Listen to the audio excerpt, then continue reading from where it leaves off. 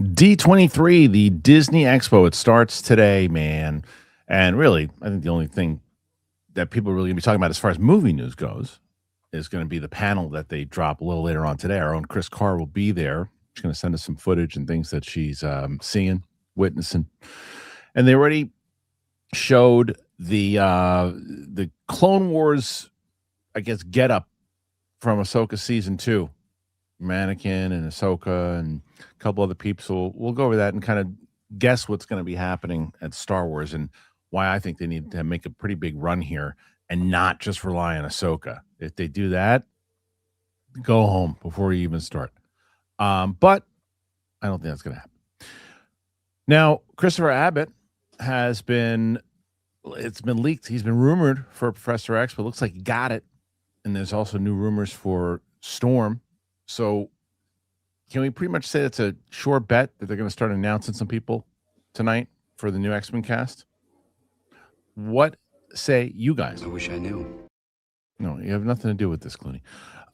So we're going to be talking, me and Winston, Marshall, about this stuff. So let's get into it. Here we go. Did you shit in there?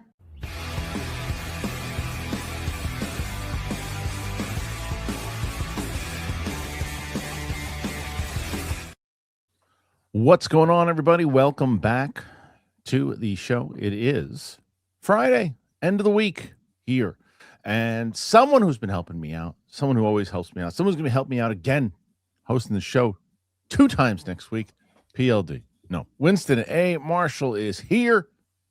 There he is. Good. We switched it over. Fuck it. I'm leaving it. If my producers aren't doing it, then I ain't doing it either. I'm just going to leave this shit up. You're Chris Carr for the day. Hey, man, White Chicks 2, I'm here for Thursday it. show thing up. White Chicks 2, do you understand how badly I want that movie? That movie would be fantastic. Though I don't even know if you can do those movies nowadays. Like, if I'm being honest with you, people are too damn sensitive now. I think so. There you go. Look, perfect. Hey, now you with Black dude won. Let's go. Yeah. I hate my life. It's fucking believable. Why do I even do this anymore? Because health insurance is expensive. I know.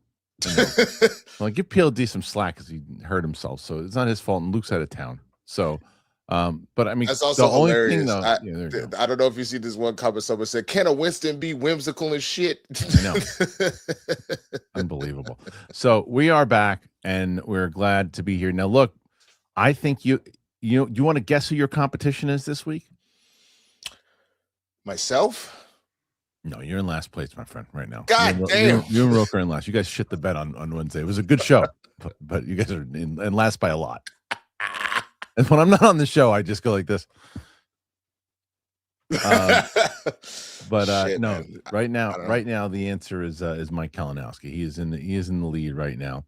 I think with Aroka in the second place, Chris Carr in third, and you and Roka in fourth. But I'm just hoping I can at least beat myself. You can turn. Well, don't say that because we'll get kicked off the air for that. So if you're going to be competing against yourself, that's another conversation. But we have a lot to discuss because, dude, this is some big stuff we got going on here this weekend. And Luke had asked me. He said, are you going to cover this stuff tonight? You can go back to the office. And I'm like, yeah, maybe. And then I'm like, what time does it drop? He goes, 10 your time. I go, nope, I will not be at the office doing that. However, I might just kind of shoot the stuff from my phone and edit it if I have to, because I think there's going to be some pretty big. 10 your time is in tonight. Yeah, it's 7:00 your time. Oh, I didn't realize. I thought that was a day thing. I didn't realize it was a nighttime thing. Well, I mean, D23 is a daytime thing, but I think that they're starting. I don't know why they're doing it at 7:00. I guess because the other stuff, we can just dive into that. I guess that's what Luke did send us is the actual panel schedule. So let me bring that up in a second. Oh, I have to do that again because it's a new thing. Hold on a second. Give me a moment. When I switched over the overlays, I had to do this again. Okay. Here is the schedule. Let me get Winston's audio in. Give me a moment. There we go. Winston's in there now. D23 panel schedule, every major Marvel event, and the dates and times. Disney's D23 Expo is full of exciting panels set to deliver news from Marvel, Star Wars, and more. Marvel Studios is set to break the internet once again with major announcements and big reveals at the 2026 edition of D23, the ultimate Disney fan event this coming weekend. The MCU recently made headlines during Hall H at San Diego Comic-Con, marking the studio's return to the iconic venue after skipping 2025. The panel was a fever dream for Marvel fans as it brought exclusive looks at Doomsday, Endgame Encore, and as well as the surprise announcement of Ryan Gosling as Ghost Rider, confirmation of Black Panther 3, and David Johnson. While there is no standalone Marvel Studios panel at D23 this year, the brand is aiming to build on the strong momentum it received at Comic-Con and Spider-Man's Brand New Day success through a slate of other panels, legacy celebrations, yada, yada, yada. All right, so we're going to have the art of the score. That's going to be, was that Giacchino, I guess, right? Yep. Set to take the spotlight. That'll be fun. I would enjoy that panel. I don't know how much news is going to come out of that, but that's fun. Disney Entertainment Showcase. This is it. So it is 7:00 until 9:00. I'm probably going to have to hold it this makes me think that this is going to be a massive, huge event because doing it right 7:00. It's like you're really asking people, hey, it's a nighttime event. You're going to leave. You want to get people excited. I think the whole situation, especially with it being a Friday, I feel like this feels like you said, this is a big finale for the day, and also we want to make sure everybody's home. Yep. The East Coast will be in bed watching from their phones. Everybody on the West Coast probably just finally got their juice box or their wine. So well, listen, the showcase in general is 2 hours, and it normally I've been to these D23 Disney showcases. They put a lot into them, and it is really to show their entire slate of everything that they have coming up, not just Star Wars. It's all of it. It's the whole package, and for the third day in a row, the whole kit and caboodle. And it is Star Wars, it is Disney, it is Pixar, Marvel, the whole thing. And so we're going to look at Vision Quest, which finally I think we're going to get. So that's what we'll do, Winston, in just a moment after I read this stuff up. We're going to kind of give our idea of what will be exclusive, what will be shown there, and then shown to us. So Vision Quest and Daredevil Season 3. Vision Quest is definitely getting a trailer out there for sure. Yeah. There'll probably be something for the audience to look out for Daredevil Born Again Season 3. Marvel's time during the marquee Friday night presentation is expected to be limited, but potential reveals such as the X-Men reboot cast for the Mutant Saga have been circulated in the rumor mill ahead of D23. In the 2025 edition of D23, a brief look at Avengers Doomsday and the confirmation of Marvel Animation's remaining 2025 slate were showcased. Let's just start. Oh my God. This just made me realize I'm going to be in Anaheim all day today. That traffic is going to be fucking awful. Oh God. It might be farting awful. Yeah, it depends on what time you go, but yeah, not gonna be great. It depends on when you go, because if everybody's there too, but it's it just depends. So if you if we're just going over that breakdown right there, as far as Marvel goes, I think Vision Quest is a given. That's a given. We're getting that, and I think that people who don't go to D23 are getting that trailer today. I think that's going to happen. They need to hype that show up. From the rumor mill is that it's a pretty good series. I just binge watched 12 Monkeys, so I'm high on Terry Matalas right now. People, I guess, from what he did with Picard, also high on him.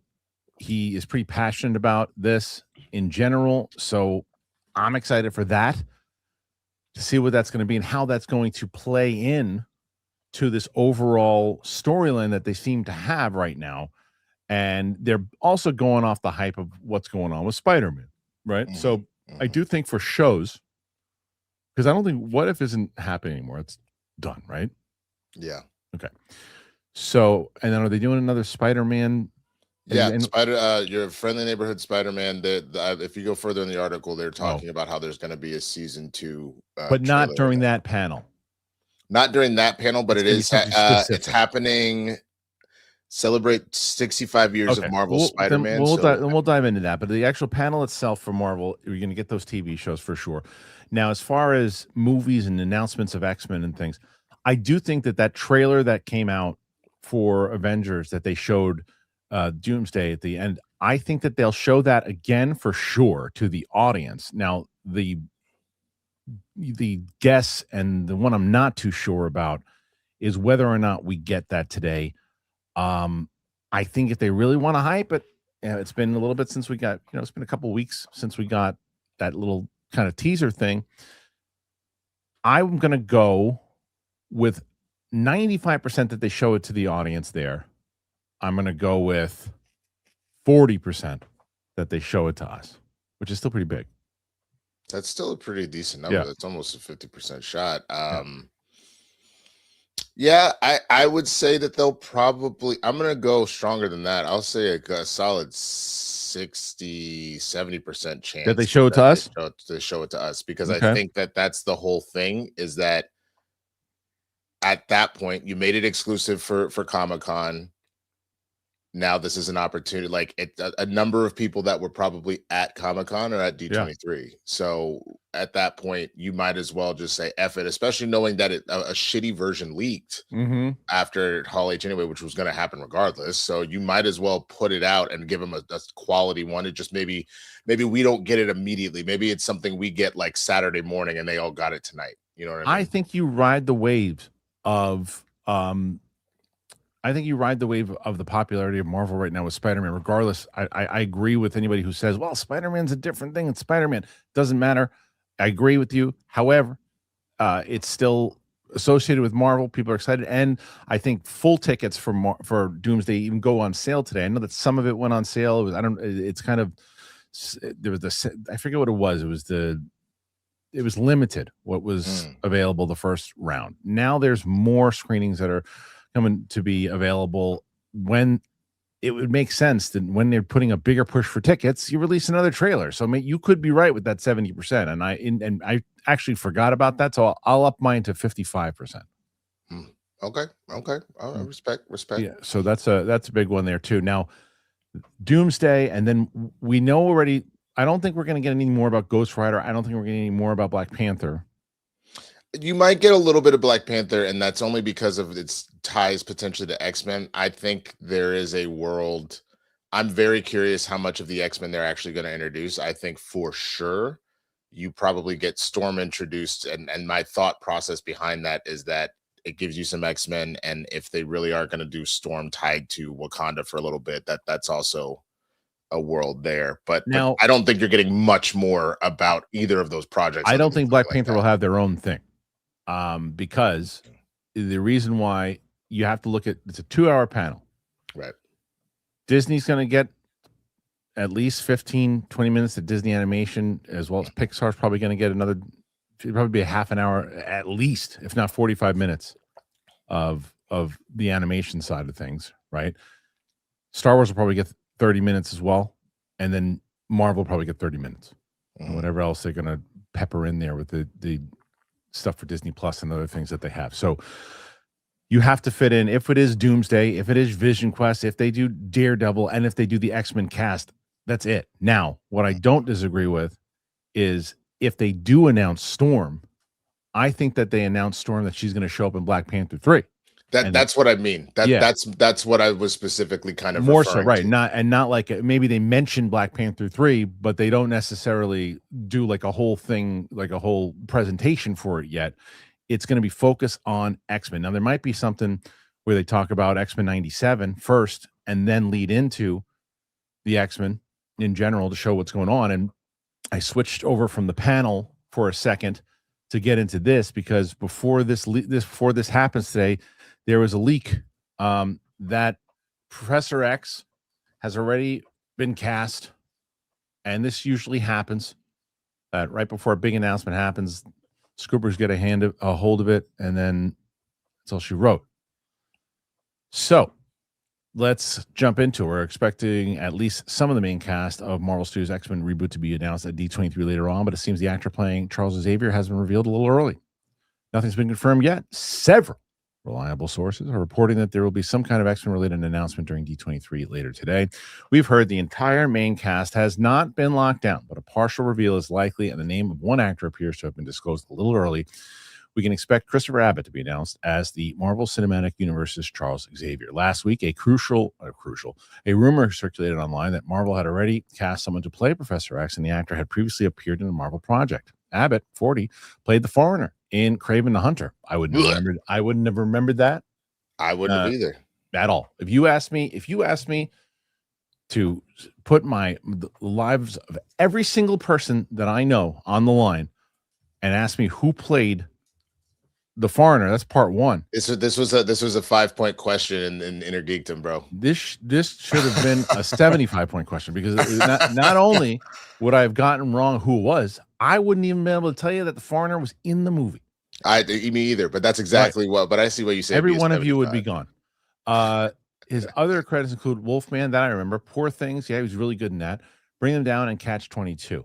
Assuming this report is accurate, Abbott will join Samara Weaving, Kit Connor, and of course Sadie Sink. The Reboots core team is said to consist of the original comic book crew. Other characters such as Rogue, Storm, and possibly Jubilee will be likely introduced later in the movie. Charles Melton, who is believed to be in contention to play Hank McCoy, not Melatonin, as Mike Kalinowski once said. No, he didn't. He did that on purpose to me. He set me up, and he kept telling me it's melatonin. I go, no, it's not. It's Melton. He said, no, it's pronounced melatonin. But what do you expect from Mr. Cook? You have offended me for the very last time, Mr. Cook. Offended me. So, anyway, let's jump back to that.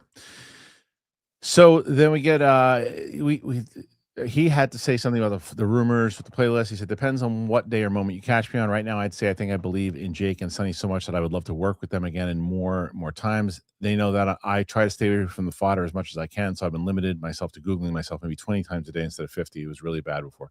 Sonny Lee, so we did this, everything. It's everybody who's doing it. And then I also want to just jump into this real quick, because there's so many rumors about Storm. And we have a new rumor about Storm, and X-Men Reboot Eyes Poor Things star. They're really jumping after Poor Things. Yeah, they really are. I love that movie. I love that. I still haven't seen it. I love that movie. Mark Ruffalo, to me, is unbelievable in that movie. Anyway, okay. Star Susie Bemba as the MCU Storm. So I don't know her. Cast of Marvel Studios X-Men Reboot could be revealed at D23. New rumor suggests that French actress Susie Bemba is in the mix to play Storm in the MCU, with it looking increasingly like the Marvel Studios will introduce the X-Men at D23 tonight. It's another update. At the bottom of the story, a possible frontrunner for Storm has been revealed. According to Jeff Schneider, French actress Susie Bemba is in the mix to play Aurora Monroe. Nothing is set in stone at this point, but talking on the hot mic, the Insider posted that Black Panther 3 director Ryan Coogler may have a hand picking Storm. Well, this is what you were saying. There have been rumors that Storm's going to appear in the next Black Panther movie, debuting there instead of X-Men. With that, the stage would be likely for her and other mutants to stay in this, with mutants to factor into the second X-Men movie as the team roster continues to expand. Bemba is known for roles in Poor Things, Homecoming, which not Spider-Man Homecoming, okay, and the horror films Candisha, born in 2000. That's crazy.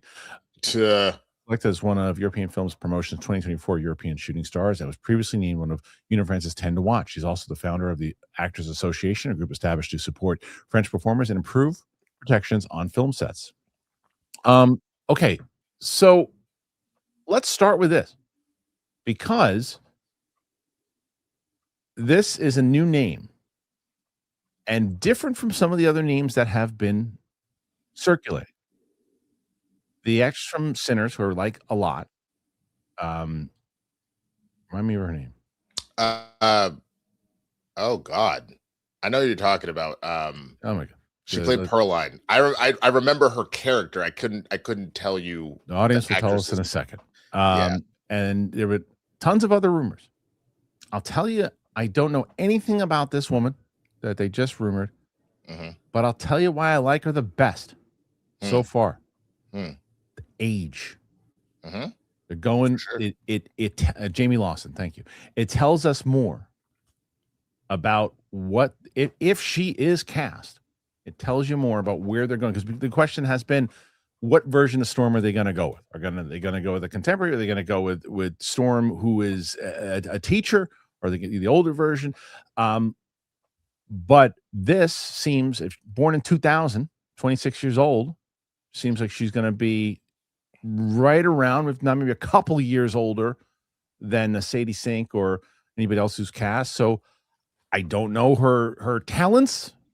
But I also trust in Ryan Coogler if he's the one who's looking into casting. I like Jake Schreier's approach so far. So what do you say, Winston? I mean, I'm here for it. I mean, the one thing that a lot of Black folk have just been talking about in that regard is the idea of Storm is typically depicted in most of the comics as a darker skinned individual. And so you've had Alexandra Shipp and Halle Berry, both who did fantastic jobs. But I'm glad that they're going this particular route. I'm glad they're going this route as far as age, where all of these kids seem to be somewhere between their mid to late 20s. So collectively, they all are fitting as a puzzle piece together. And I think that really works.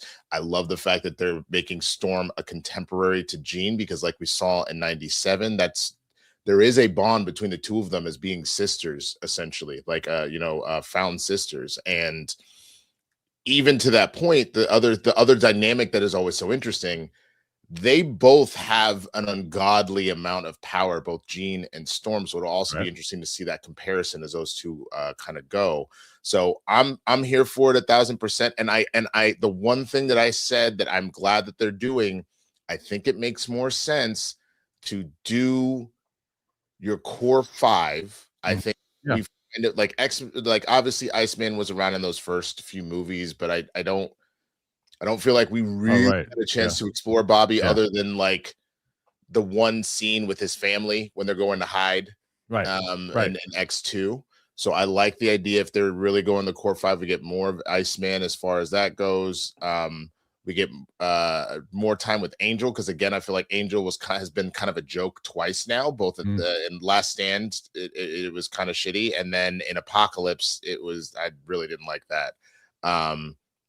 So you put all that together, and I really enjoy the idea of Xavier's got his original team, and they're finding other mutants throughout that movie to bring into the fold. I think that makes a lot of sense. And again, going with Storm, in Black Panther, and then the X-Men are like, you should come over with us, man. Come roll with us. I think that's great. I genuinely think that would be a smart move, and it's allowing us time to breathe. It's allowing us time. Yeah, definitely. I agree with you. I think that you have to build those characters. And one of the things that will happen and should happen is the first person that will be announced on stage will not be Professor X. It will not be Christopher Abbott, who I also think could be good casting. I mean, he's been good what he is. I think he'll be announced, but he won't be first. The first person announced will be Sadie Sink. It'll be the first person, because it's done. Because it's not only is it done, you're going to get such a pop from the crowd, 1,000%, when she comes out, and it'd be a mistake if you don't bring her out first. Bringing out Christopher Abbott first is a mistake, and I'm talking more in the performance of the audience itself. As far as everybody else watching and learning the information, it doesn't really matter. But if you're designing, a crowd reaction, you get Sadie Sink out there first, because we know she's being announced. It's coming off of the most popular movie out right now, and possibly for the year, possibly one of the biggest ones of all time, if not the biggest movie of all time, depends. And you open with her to get the screaming and the yelling and everyone excited that she is going to do this. And you saw her in Spider-Man, and now we saw her on the bus at the end, or whatever she was doing, where she was going. And who does she meet? Professor X. And who better than Professor X in our new cast? Boom! And here comes Professor X. And then they go with, and then this, and then this, and this. Or what you could do is that because you're talking about Black Panther, which is coming out, I think, first, you could announce Storm first. I still think it's a disservice. It doesn't. You already know. You already know that Sadie Sink is in it. So show me the person that's in it, and give me the cheap pop, as they say in wrestling. Give me the cheap pop quick, and then start giving me the new cast. And maybe you do. I don't know. I think that maybe you could do. I don't know how you're going to do it, but in the maneuvering of the new X-Men. But I think Beast will be. I think this Charles Melton is going to be announced. I think that's a thing that's already going to happen, especially with his relationship with Trier. Cyclops obviously is coming out. I think they're going to give us somebody that we didn't know, or hasn't been rumored. I think it'll be. In all honesty, I really, really hope that they're doing the core 5, and if they are, then the two we haven't heard are Iceman and Angel. That would be your surprise and delight, I guess, is what you would say, since everything else has leaked at this point. Right. Right. So I would be here for that, honestly. Like, I think, I just think as far as that goes, there's so much that branches out outside of the five really is that starting point. And I get that, like, for so many people, X-Men books didn't really sell until you got to Transcends X-Men, blah, blah, blah. I fucking get that. But like, we are starting over. We have all the time in the world. And there are such intricate storylines that if you take the time to get to know Angel and then figure out why he becomes Apocalypse's Horseman of Death, when we eventually get to Apocalypse, if you take the time with Iceman and the kind of stuff that we get out of him and his immaturity and everything else like that to becoming an Omega level mutant, there's so much there that branches out, that's starting from that place. No one's saying it's going to be, what was it? I think it was almost a decade before the Giant Size X-Men thing. It wasn't that far, but it was close. It was like maybe 7 years or something. Nobody's saying wait that long. It's literally, this is your starting movie that then branches out immediately. So you would immediately, if we're meeting Storm and we're meeting Rogue and we're meeting all of them, and then they add to the team. So then movie number 2, kind of like what we did with like the first Avengers movie. It was like, okay, here are your core 6. And then immediately we started adding, Wanda and Vision and all that. You build out, and you get the characters to where people are invested in. And again, because you're putting in Sadie Sink to start with it, you're capitalizing off of. It'll be probably your third movie you're going to see her in by the time we get to there. So it'll be because she's going to show up in Secret Wars. Right.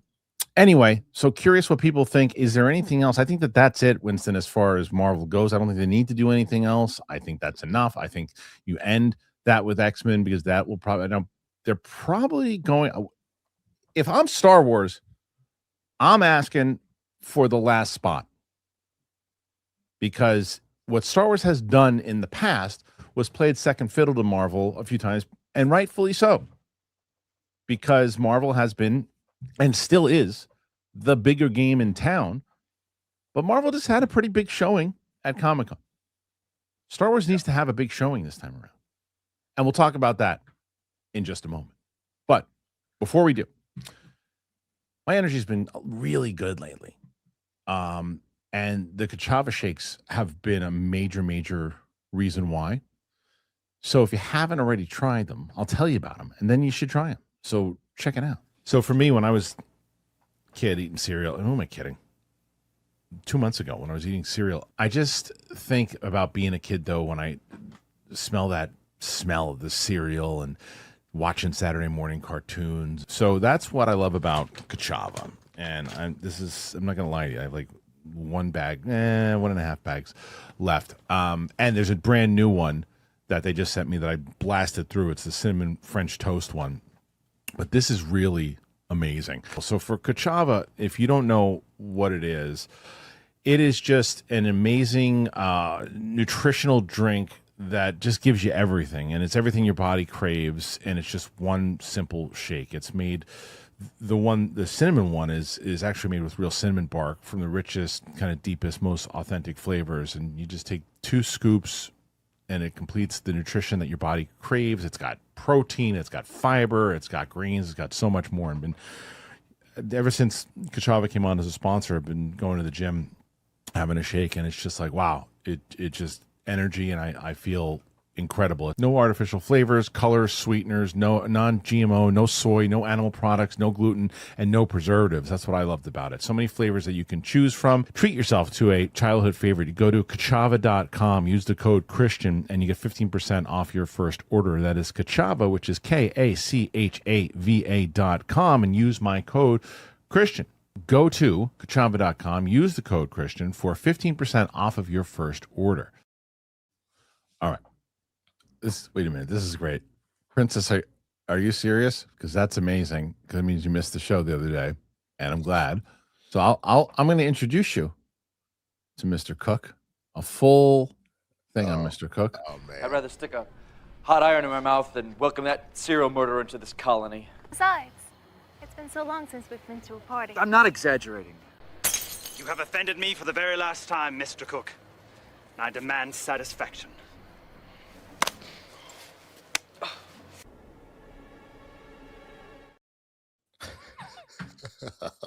My favorite is the slap. The second time we go, this one.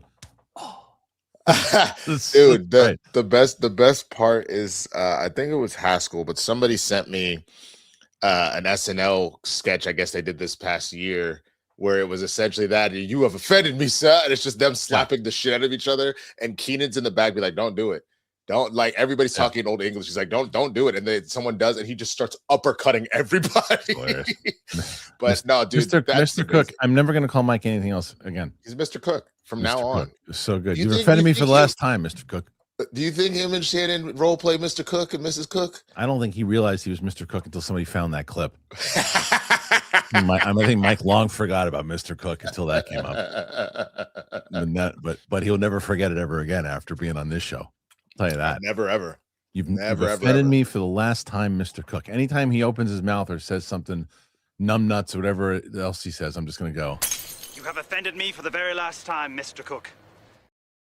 Mr. Cook.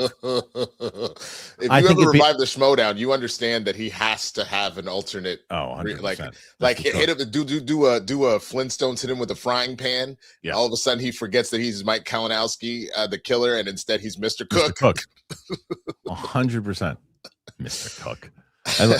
There couldn't have been a better name. Yeah. When they however they found that clip, I think Alan Smithy found it, but when they talked about that and they showed it, the only thing that I picked out was the fact that Mr. Cook is amazing. You've offended me for the last time, Mr. Cook. Okay, well, right now Mr. Cook is beating you. We got to beat Mr. Cook because we have 17 right now, and we need to catch Mr. Cook. In order for Winston to do it, he's got to hit some big numbers here. Well, I offered it during that show, but I offered it pretty late that if we're just looking for embarrassing random old acting stuff, because we've done the Luchador Roca and now we have Mr. Cook, I can show my very first like professional gig, which was a ridiculous beer commercial. Yeah, definitely. So we had a clip for you bursting through the door and doing that dance. I don't know. Yeah, from City to the Max. Yeah, I'm not, that doesn't embarrass me at all, man. I'm making money.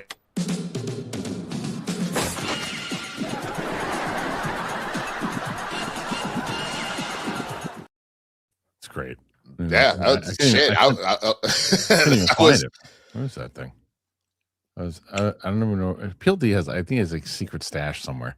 Which one? What are you looking for? No, that one. Oh, he played it. He played that. I don't know where that okay. I can't find anything. Anyway, let's get to, as we mentioned beforehand, with the big panels that are happening, because I guess, like, briefly, and then PLD, if you can find this stuff, well, yeah, I'll go back before we get into Star Wars. I'll go back into the panels of what they're doing. Let's do that, because as Winston mentioned earlier, they're going to do Spider-Man. 65 years of Spider-Man, which is this is really, you couldn't find a better time to do this panel. I mean, it's perfect. Brand new day, the animated series Marvel Spidey and His Amazing Friends, Friendly Spider-Man season 2, as Winston said beforehand.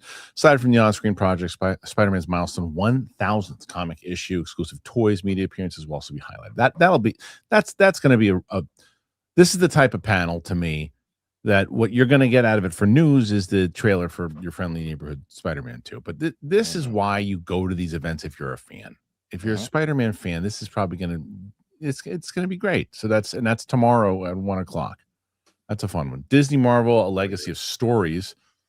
I don't think there's anything in there. That this is just one of those, again, reason when you're there, you have fun. Great. Yeah. Marvel D23 Marvel Fanfare. It's Marvel Comics. Future digital comics. This to me, and then the parks. I'll be honest with you.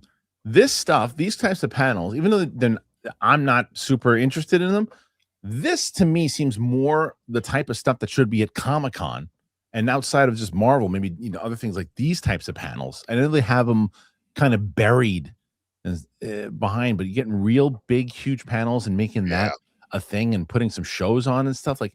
That's better than some of these other stupid panels that they do at San Diego. Some of them are just like, what are you doing? Disney Experience Showcase. Okay. Now that's on Saturday. So what is that? That's going to be dedicated to the theme parks, resorts, cruise ships. Right. I mean, there's so many like theme park and cruise ship heads that'll be major for people. So, Right. what I was looking for more so is what's happening on the Disney Plus side of things, and not Disney Plus, but like the Disney movie. Where's Fanimator? Is he in here? What's coming out? What animated Has movies? Animator been here? He came back. He came back. Oh, okay. Yeah. So what movies are coming Well, out? Like I'm surprised that this wasn't a PLJ. news. There's a rumor that there's going to be an announcement for a new Pixar movie. What, That's Frozen 3 or something? I don't know. I've heard Frozen 3 is also in the works, but also maybe a new original from Pixar as well, potentially. Oh, is this makes sense? Bluey movie.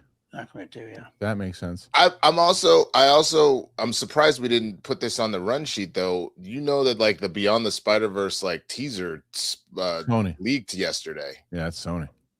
No, I understand that that's Sony, but even I know we're talking D23 specifically, but just as far as just like shit that popped off. Oh, that'd be interesting. Yeah, I mean, it leaked. Is that what you said? Yeah, like they did a full teaser of essentially Miles, the Miles that we've been following, talking to the Prowler Miles, and then they do like a whole like teaser I don't want to know trailer. anymore. Don't tell me.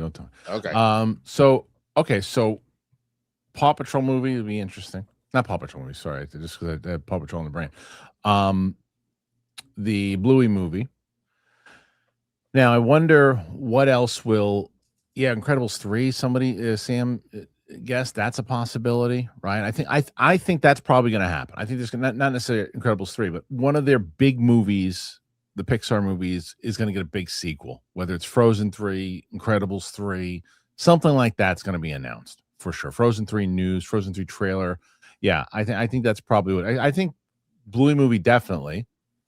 I'll tell you, Winston, whenever you wind up having the Bambinos, I hope that Bluey's still around. It's Bluey goes hard like that.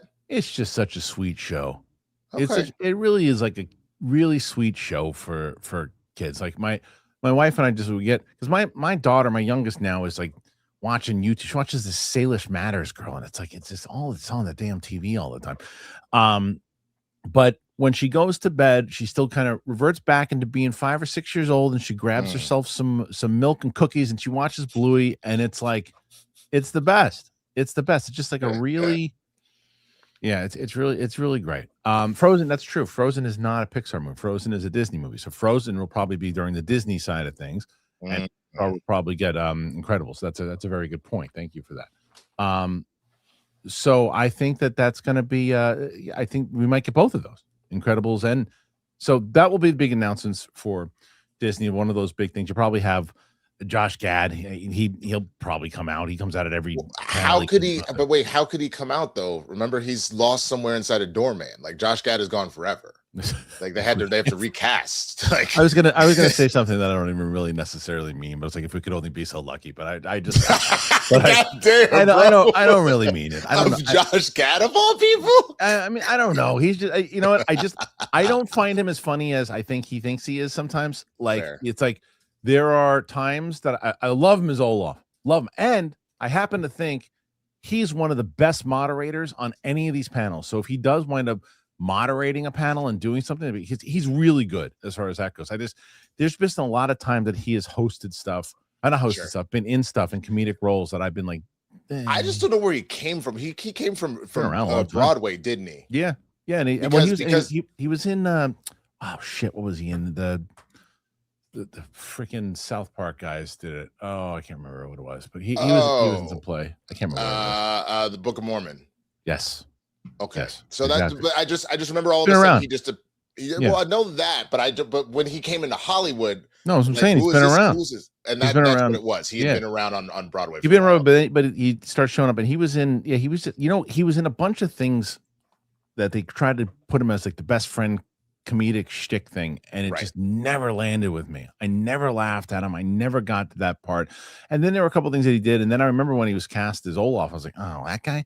He's great as Olaf. I don't think there's anybody else could be Olaf. But then where it kind of turned around on him a little bit was when I did see him hosting like a Star Wars panel at it must have been a celebration. He was amazing. He's really good at hosting those types of things. But anyway, he'll show up. I was gonna say probably my favorite thing with his. Do you know who Jennifer Lewis is? Maybe? Older black woman. me see. I'm trying to. Yeah, if you look her up real quick, there is an absolutely hysterical video No, I don't. of Josh Gad being Jennifer Lewis to her face and them going back and forth. It might be one of the funniest fucking videos I have ever seen of like a behind the scenes type of thing. Yeah. Oh, I know who she is. So yeah, so he'll show up. He'll be there in one way or another. And that's what we're going to get. Now, he very well could host some Star Wars stuff. I doubt it, though, because this is the first year they're doing D23 with Filoni as the official guy. Now, every single time, and I've said this before, every single time that I have been at these presentations for D23 when Star Wars comes out, I've said the same thing over and over and over again, which is, why isn't Filoni doing this? Because Kathleen Kennedy does not seem like she wants to be here. She's just, and I literally would watch her read off of the thing that they scroll, and she's just reading it word for word with no enthusiasm, whatever. And I was like, no, there are certain people that should be presenting these things, and this is not it. And I said, Filoni always should be because he does care. Now, he has to make an impact here. Yeah. And what would be in what I could see him doing, which would be a complete Filoni move, and I think would be a colossal error, is if Star Wars is just about Ahsoka season 2. Because I keep getting this question. I talked about this yesterday, and some people didn't agree with me, but I stick with it. I'm showing Sam the Mandalorian right now. She's watching all the live action stuff. So I got the comment again today on the episode. Don't you think you should watch all of the Clone Wars and Rebels before anything else so Sam knows who Ahsoka is? I was like, why is that my problem? Like, it shouldn't, like, for live action, Filoni should not make it required homework for, if you're making a live action Disney Plus series. It's one thing if you're putting them in the animated series, that's your audience. You have an idea, you know who you're going after. The live action stuff is going after everybody, or at least it should be for the amount of money that it costs. So why should it be required viewing for someone to watch 6 seasons of Clone Wars, 4 seasons of Rebels, or whatever it is, in order to know what's going on? I was like, I'm not doing that there. Yeah. And that's the whole thing. I still haven't seen Clone Wars or Rebels myself. I understand that that's where the character came, but I think that's the thing, especially if you do a jump like that, you need to be able to, it needs to be able to stand on its own too, at least somewhat. Like, you need to be able to, like, even if you are just introduced to that character, it should be able to stand on its own too, at least somewhat. Any good storytelling, even if you're telling a story, you should be able to follow what's happening one way or the other. And to be fair, spoiler, I guess, is that Sam wasn't lost. I had to explain to her a couple things about it. Would she have the same investment in the character had she watched all of that stuff? Probably not. She would probably definitely have more of an investment if she'd watched all of it. But it makes it required viewing in order to do it. I like the fact that Ahsoka came in, but the thing is, what the Ahsoka series itself should be relying on is, are you if you're a first-time viewer and you're invested enough in the Mandalorian that's the first time you discovered her, did you like her enough to watch a full series of her in live action? That should be the question. It should not be, you got to go back and watch all the animated stuff, because not everybody, Fanimator, earmuffs, not everybody loves animation. And when you have and not everybody does. I'm not saying it's not for everybody, but not everybody loves it. And Sam, like, she digs animation, but she doesn't want to watch 7 seasons, 8 seasons of animation in order to find out who one character is. It's that amount of time. That's the problem, is that you cannot ask, especially if you're trying to take things to the next level and bring people back into the fold, you cannot ask them to run back and watch a million things. It's one of the complaints we've actually had about the MCU with Disney Plus and all the shows, is that, like, you're giving me too much homework. This is the same point. By the time she showed Mandalorian, I hadn't watched Rebels and only some Clone Wars. I wasn't lost watching the episode. But that was Sam too. Sam too. She wasn't lost. I had to tell her a couple things, but it worked. It was fine. But I'm just saying, like, you gotta watch the Clone Wars. No, you shouldn't have to. You gotta watch Rebels. You want to know what's going on. That's a Filoni thing. That's not a me problem. But speaking of Ahsoka, the news is running around right now about the fact that we've got some Ahsoka stuff on. Where is it? Hold on. That's not it. Now, what's so funny is that I think PLD, you can pop in here for this because this show won't get any credit, so we'll give ourselves credit. We reported on the fact that Anakin and Obi-Wan were going to be in this show, 2 years ago or whatever it was? Something like that. And everybody else is going to get the credit for it, but that's fine. So to be fair, I also said that Sadie Sink was going to be Gwen Stacy. So things that not everything works out, the things you hear. But the fair news is no one's giving me credit for this or the other one, but also no one's giving me shit for the other one. So so I'll take it. It's a win. All right. Anyway, Ahsoka season 2 D23 display the real new Anakin Skywalker costume may confirm more Clone Wars flashbacks. Thanks to a D23 display for the second season of Ahsoka, we have a first look at the new costume for Anakin Skywalker, which appear to confirm we will return to the events of the Clone Wars. D23 is set to get underway later today, and we're expecting a few Star Wars announcements on Saturday. For now, we have a look at the show floor display, and the display features some concept art in the background. Most of it debuted during last year's Star Wars Celebration. Costumes first to Sabine Wren, Grand Admiral Thrawn, the Great Mother, one of the Nine Sisters, and Ahsoka Tano herself. But most intriguingly, we have a first look at what appears to be Anakin Skywalker's snowsuit from the Clone Wars animated series. We knew that Hayden Christensen would be back. Anakin returned as a Force Ghost in the season 1 finale, but it looks like we'll also have a flashback to Skywalker's pre-Darth Vader days when a young Ahsoka was his Padawan. Christensen reprised his role in the first season, appearing in the World Between Worlds after a lightsaber duel with Baylan Skoll, and Anakin served as a spirit guide of sort, forcing Ahsoka to confront her past and potential future.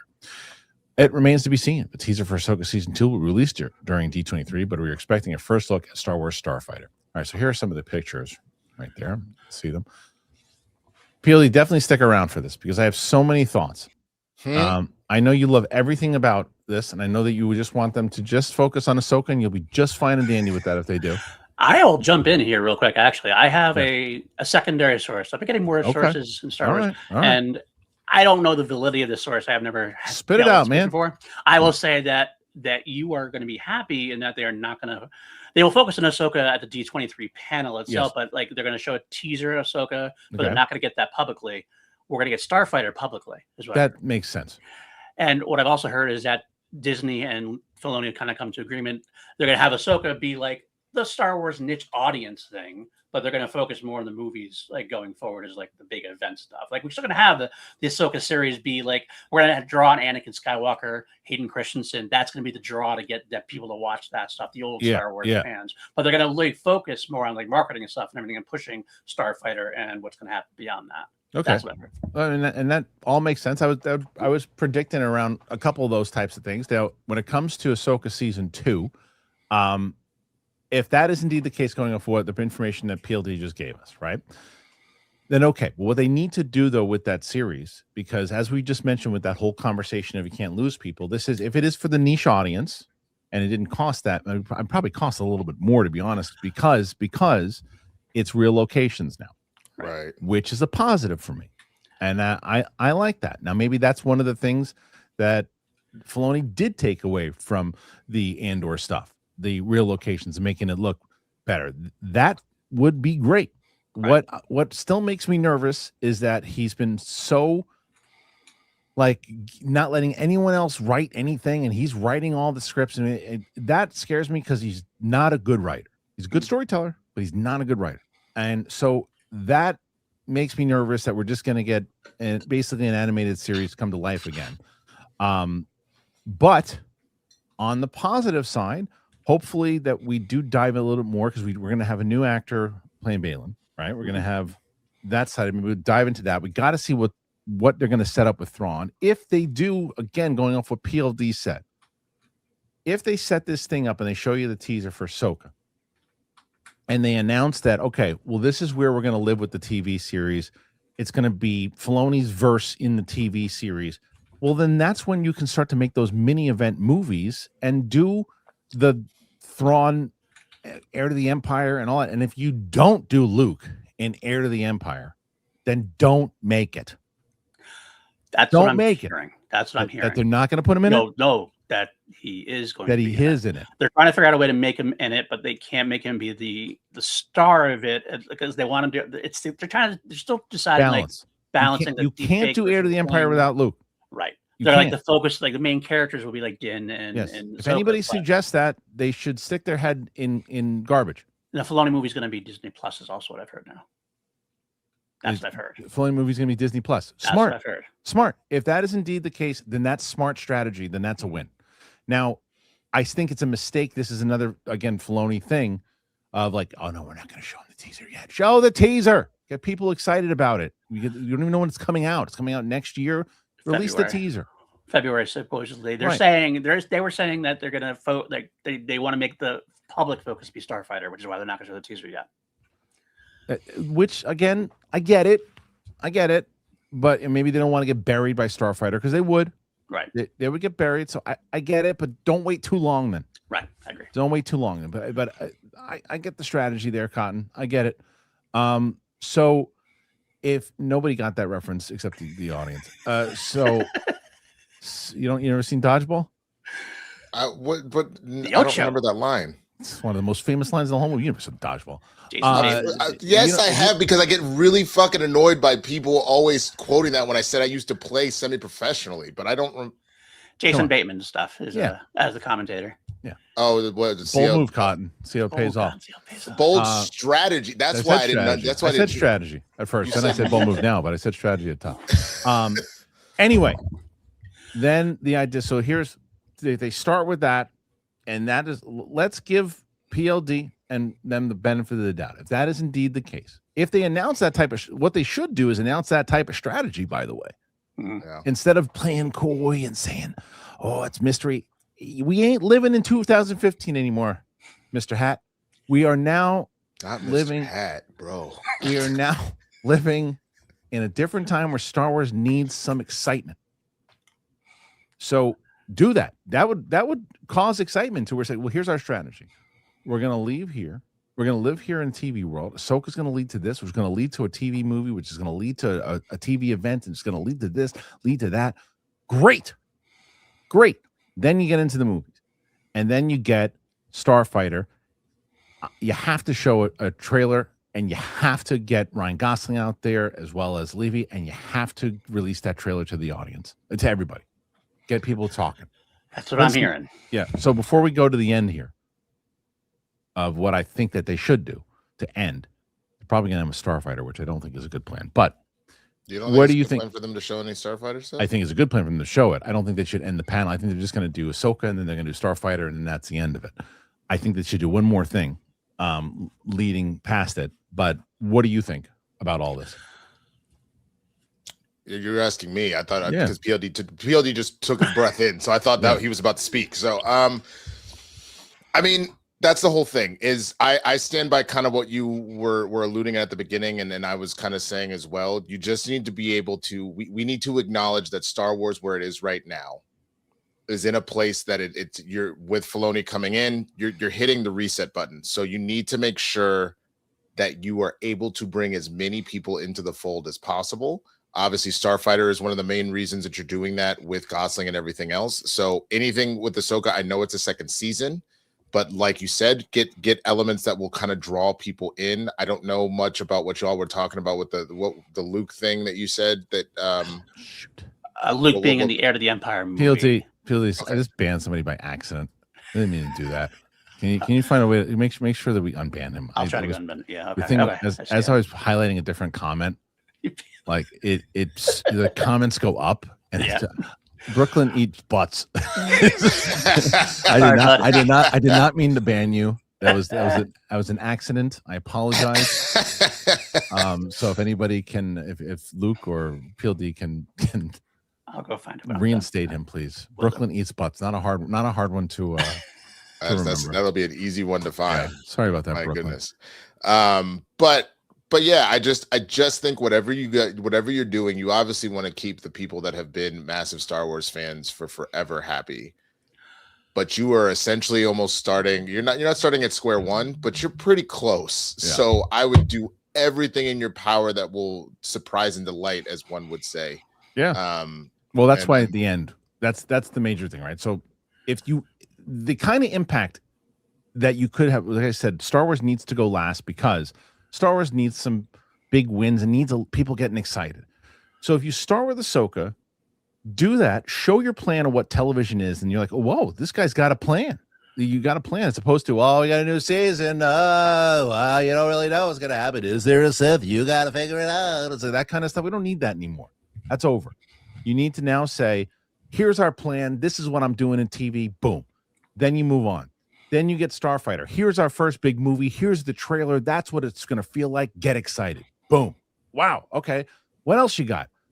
Trilogy. We're officially announcing episodes 10, 11, and 12. That's it. We have these things. Simon Kinberg is writing this thing. We've already this. And if you can give us anything about it, they probably won't. But just give us that announcement. Officially, 10, 11, and 12 are coming. That's what we got. See you next time. And give us some information. They need to hit big, and they need to punch you in the face, and then they need to walk away. Mm-hmm. That was actually my opinion. Simon Kinberg he posted something from Instagram from like Lucasfilm Ranch like recently, like a couple days ago. So I have a feeling that he's a part of he might show up at the panel. I'll be honest with you. Every time I hear his name at this particular point, because I just rewatched Apocalypse and Dark Phoenix, I couldn't be less excited. He's not directing though. I know that you're saying, but it's writing too. He wrote both of those Phoenix movies, bro. Like I know, but look, I don't want him writing the script per se, but mapping out. He knows Star Wars. He does. He does. He knows Star Wars. He knows it well, and I think that he's also responsible for season 1 of Rebels. I think lining out the trilogy and and from what I've heard is that he loved Andor. Is from what I heard. Yeah, he did. I heard that too. And he did all the Rebels. He did all the big parts, the most important, like fun parts of Rebels. I'd love to see him map it out. Yeah. I don't want to see him writing the screenplays. I don't want to see him directing it, but producing it as a producer, mapping it out, he's fantastic. I will give him all of the props in the world as a producer. Yeah. But the minute you start getting into the writing, it is so like he wrote the 355. The 355 was not good. No, I know. Again, it depends on how it is. Now, normally I agree with this. I disagree with it for this particular thing. But Abernathy writes, no more announcements. Tell us a year before releasing when something is not. Normally I agree with that.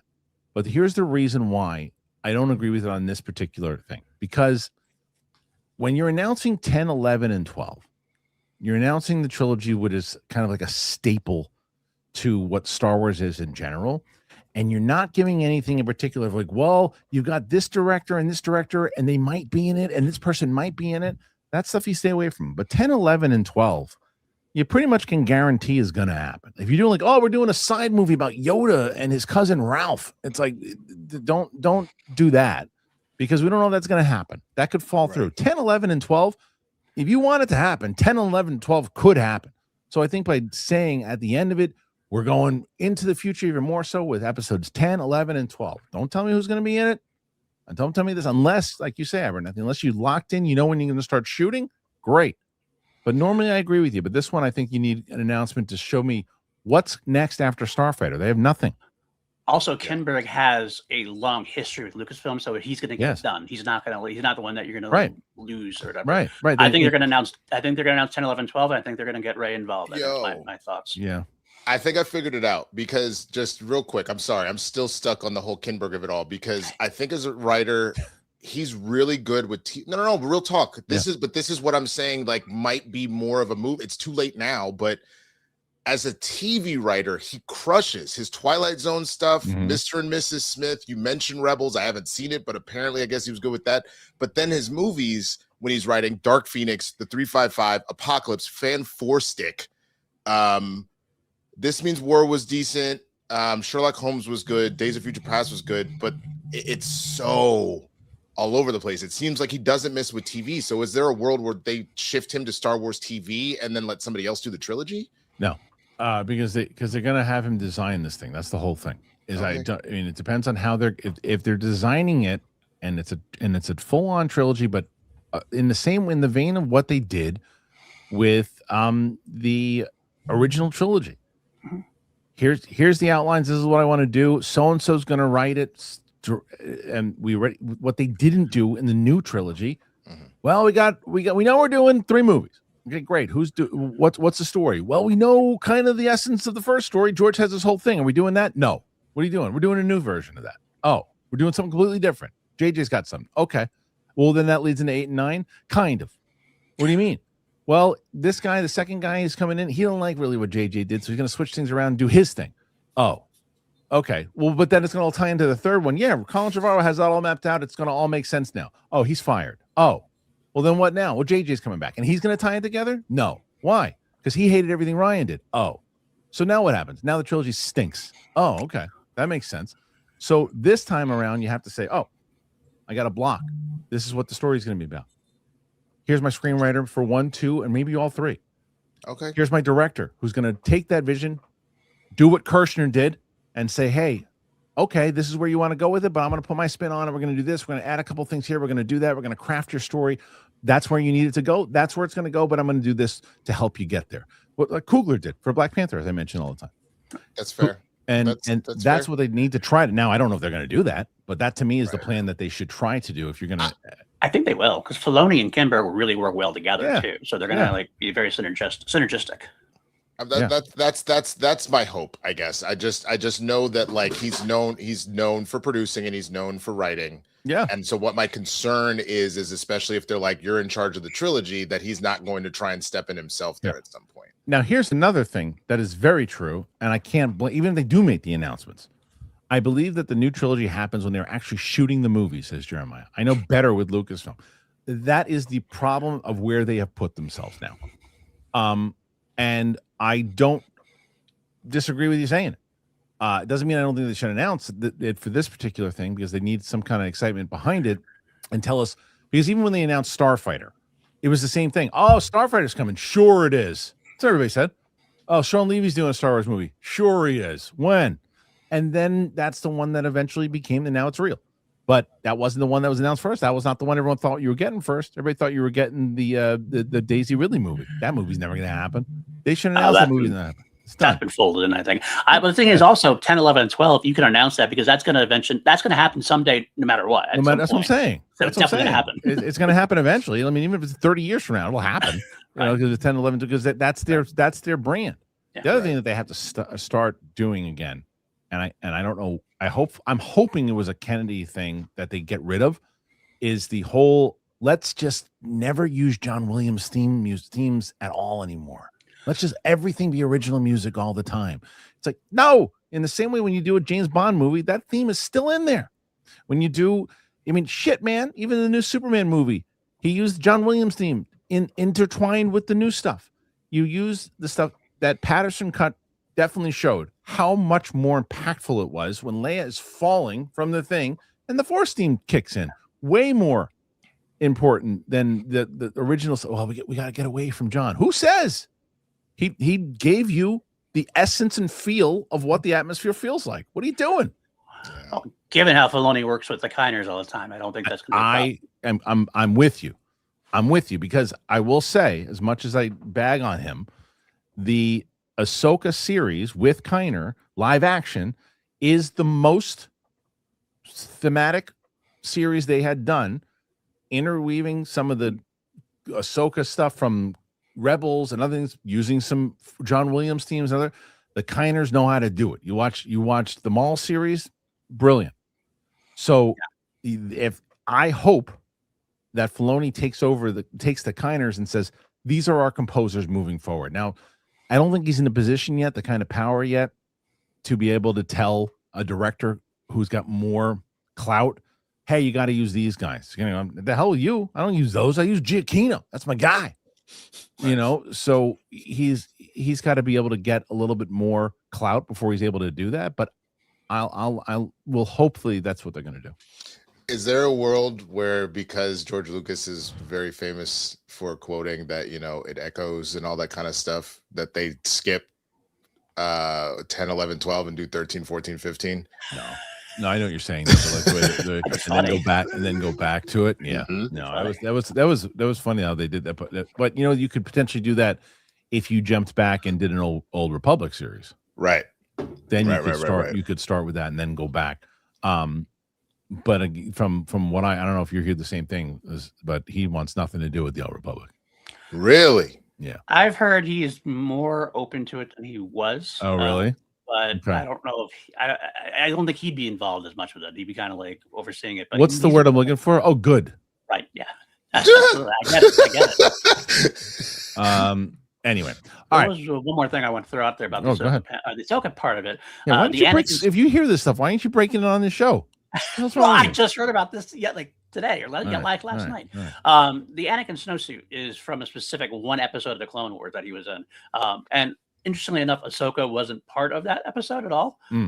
But Obi-Wan was a big part of that episode. So I'm not going to be surprised if Ewan McGregor pops up tonight. I'm just saying. That's the surprise that Ewan's in. I heard he was in it. I've heard that too. So. I also heard he was in it. I also heard that. Remember I said Natalie Portman was going to make a return at 1.2, but we'll see if that comes through. I wonder if anybody will tweet at us. Probably not. Okay. Let's move on to anyway. What do you guys think about all this stuff for the Disney panel, and what will Star Wars do? Can they have a good win here? They need a win. Will they have a win, or will it just be another kind of, oh yeah, Star Wars had a thing too, but Marvel. What about Marvel? Let's see.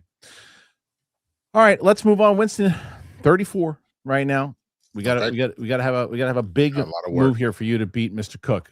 So let's see if there's any. I want to double check and make sure that I didn't miss any, because that's been happening lately for some reason. I'm going to double check and see. I'm going to start from the beginning, and when I get to the end, I'm going to stop. The first one, okay. First one is, that was so funny to me. When I get to the end, I'm going to stop. You know what movie that's from? I do not. I want to see if the audience can guess. PLD, do you know? Don't say anything if you do know. I'll do the impression, and the second I do the impression, people will know. So I'll let the audience see if they know, and then I'll do the. No, it's not X-Men. Start from the beginning, and when you get to the end, stop. And then I'll do the impression, and you'll know right away. I'm going to guess Anchorman. I don't know. Okay. It does sound like an Anchorman. It really does. It's actually a pretty good guess. It's actually a really good guess, but it's not. And I want to see if the audience is now catching up to it, because we're a little bit back time. But let's see who the first person is to get it.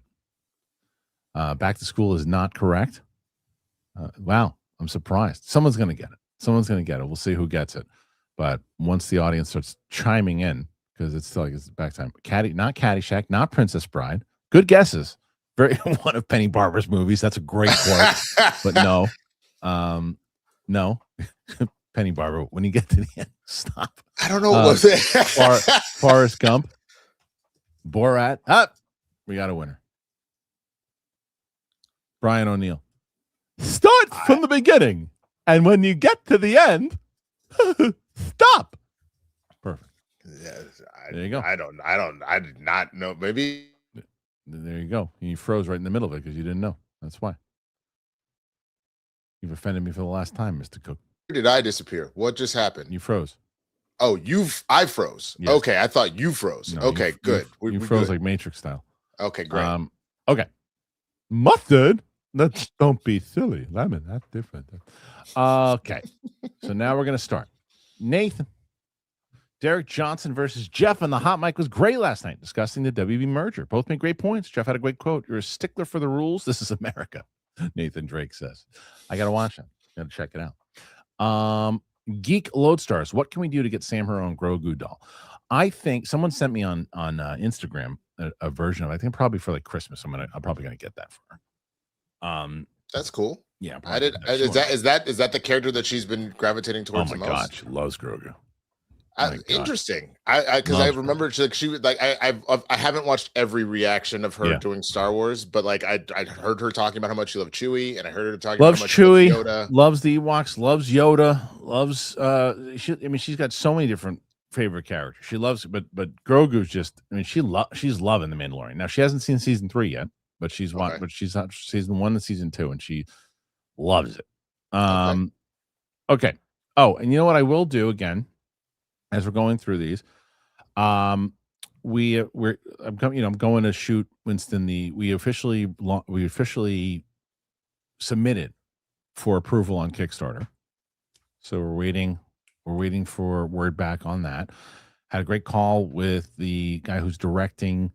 We're shooting that video for the Kickstarter, and so that's what I'm going out to. I'm going to be shooting that with Martini, and she's going, and so her and I are shooting stuff for the Kickstarter. The director will be there as well of the actual pilot, and we're going to be working on doing that stuff. So we got that in the works. We came up with our official logo yesterday. The tiers are starting to build. So we should be, I mean, it took us a second. We wanted to submit a little earlier than we did, but we had to get everything in place. So it looks like it's still obviously September, but probably like the second week in September now, from what I'm being told. So I just have to get a confirmation on that when we get approved. I'll have the information there. But my point is, for people who want to ask questions about the pilot and other things, we've been asking some great questions, suggestions, and other things that you want to throw in there. They do not have to be super chats. I will highlight them once the super chat portion is over, and you can obviously still put super chats in there to ask Winston you want to get him that win. Geek Lodestars. Oh, we did that. Thank you. Ron H. Happy Friday, fools. Thrusting into media with BBC. The BBC hanging long and loose with the Professor X casting. And does Oak Street make the BBB Twitch? This guy maybe one and only super chat today. Sorry, got to save dollars, which is fair, Ron H. But Ron H., did you like Oak Street?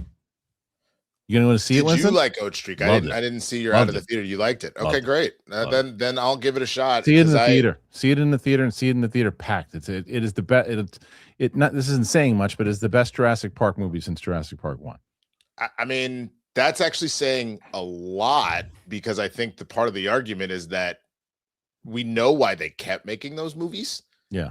But it's also like, why do you keep making these movies? They're not good. So right, just making money. This was a cool movie. This was a cool movie, and it was. What I keep saying is, like, if A24 decided to make Land of the Lost, is what this is. Okay, that's cool. Yeah, you got me now. Yeah. Christian Arellano, what's up, man? What up, y'all? Can't wait for the announcements for D23, and I hope we get some X-Men news. Also, Winston, brand new day in 3 days. 3D sucked. Wish I watched Hollywood. That's amazing. Was it not really? good? Was it not good in 3D? I loved it in 3D because of the web slinging. I thought that was actually absolutely fantastic, and the fights too. I can understand, because this is what I've said about 3D as a whole. I don't like 3D as a whole because it can get a little like nauseating with just regular ass fucking things going on, and there's a lot of conversations where there's like, you clearly didn't shoot this in 3D, because it's like everything is out of focus except for this, and I don't love that. But for the actual web slinging and the fights, it was fantastic. Do you know what I like to do, Winston? I like to antagonize comments sometimes. Okay, do it on my not in this one. I just saw something pop up on our House of the Dragon reaction. Oh, okay. So there's a debate because they mentioned in House of the Dragon, the prince that wasn't promised, the prince that was promised. So in my a lot of people think that it was Daenerys. I don't. I think it was Jon Snow. From everything that happens in the finale of it's Jon Snow. Yeah. So you can debate on it, but one of the things I hate the most is when you end something with LOL. I hate it. I hate it. I hate it so much. So CO Banu Dennis 9843 writes, the prince that promised is Danny, not John. LOL. You're not laughing on this out loud at all, because you'd have to do this. The prince that was promised is Danny, not John. You're not doing that. You're not doing that. And to which I wrote, definitely not, is what I responded to. To which he then said, yes, she is. The prince who was promised was prophesied to bring dragons to life. To which I wrote, no. I really, and that was it. So, unbelievable. It's John. I'm telling you, a lot of people put Daenerys. It's clearly not Daenerys. She thought she was. She thought she was. A lot of people are saying that it's split. A lot of people some people think it's Daenerys, and some people say that it's John. It's 100% is John. So whole one brings freaking balance to the force. I genuinely think it's John, because on top of that, I know that Daenerys had to move a lot of pieces for things to move forward, but at the end of the day, she would have ultimately just destroyed the entire kingdom. Right. It was John. Right. It was definitely John. They set in it my up. opinion. They set it up as if it is her. Right. But then clearly it is not. In the same way that Rhaenyra thinks that she is. She isn't. Um, anyway, chances of a Fantastic Four sequel announcement, or will Feige see how receptive fans are seeing them more in Doomsday and Secret Wars before greenlighting a sequel? That for sure. You can't announce a sequel right now. I mean, why would you do that when it wasn't successful? The first one, it wasn't successful, and as you just said, Tim Bino, they're a major focus in these movies, and they trying to become more popular. Yeah, I mean, that's another reason, to be honest with you, that I really hope that they do introduce an Iceman, because one of the most interesting dynamics is the friendship of Johnny Storm, Bobby Drake, and Peter Parker, and the three of them as like kind of these young heroes, like kind of broing out and shit like that. Yeah. And then the rivalry between Human Torch and Iceman, like that's how you could further build out the Fantastic Four, is if you really start integrating X-Men with them. People get more excited about that, in my opinion. Please, everybody who's whatever your stance is on that Jon Snow Daenerys thing, go to our most recent House of the Dragon thing, find that comment, but just either agree with them or disagree with them. I'm not telling you. You're gonna have to remind me, because I have to fight the urge of doing that right now, so I'm here, because otherwise I would definitely fine. go Not you, the audience. but either agree with them or disagree with them. I don't care, but I want him to be like, wait, what? Where'd all these people come from? Everybody get into it. There you go. All right, the little Yankee, 100 jewels, high five. Mike Joyce, 2 jewels, silver star. Hell yeah. Clutch. Hell yeah. Silver star. All right. Greenie from Oz says Black Panther was kind of like a monarch type figure of Wakanda. Would be cool to see a new Wakanda story from a lower class kid coming of age type story. Labor for depth of the vibranium mines. Well, I don't think that's the case, because they already said it's going to be his son. But that in and of itself, I think where that becomes interesting is you have almost an echoing kind of story with Killmonger. So it's like, yes, you're technically royalty, but it's like you're an outsider. Like the number of people that might look at at young T'Challa and be like, nah, F that, bro. Who are you? Why are you the king? I feel like there's a world where that's going to be part of that storyline of like, no, we don't want you.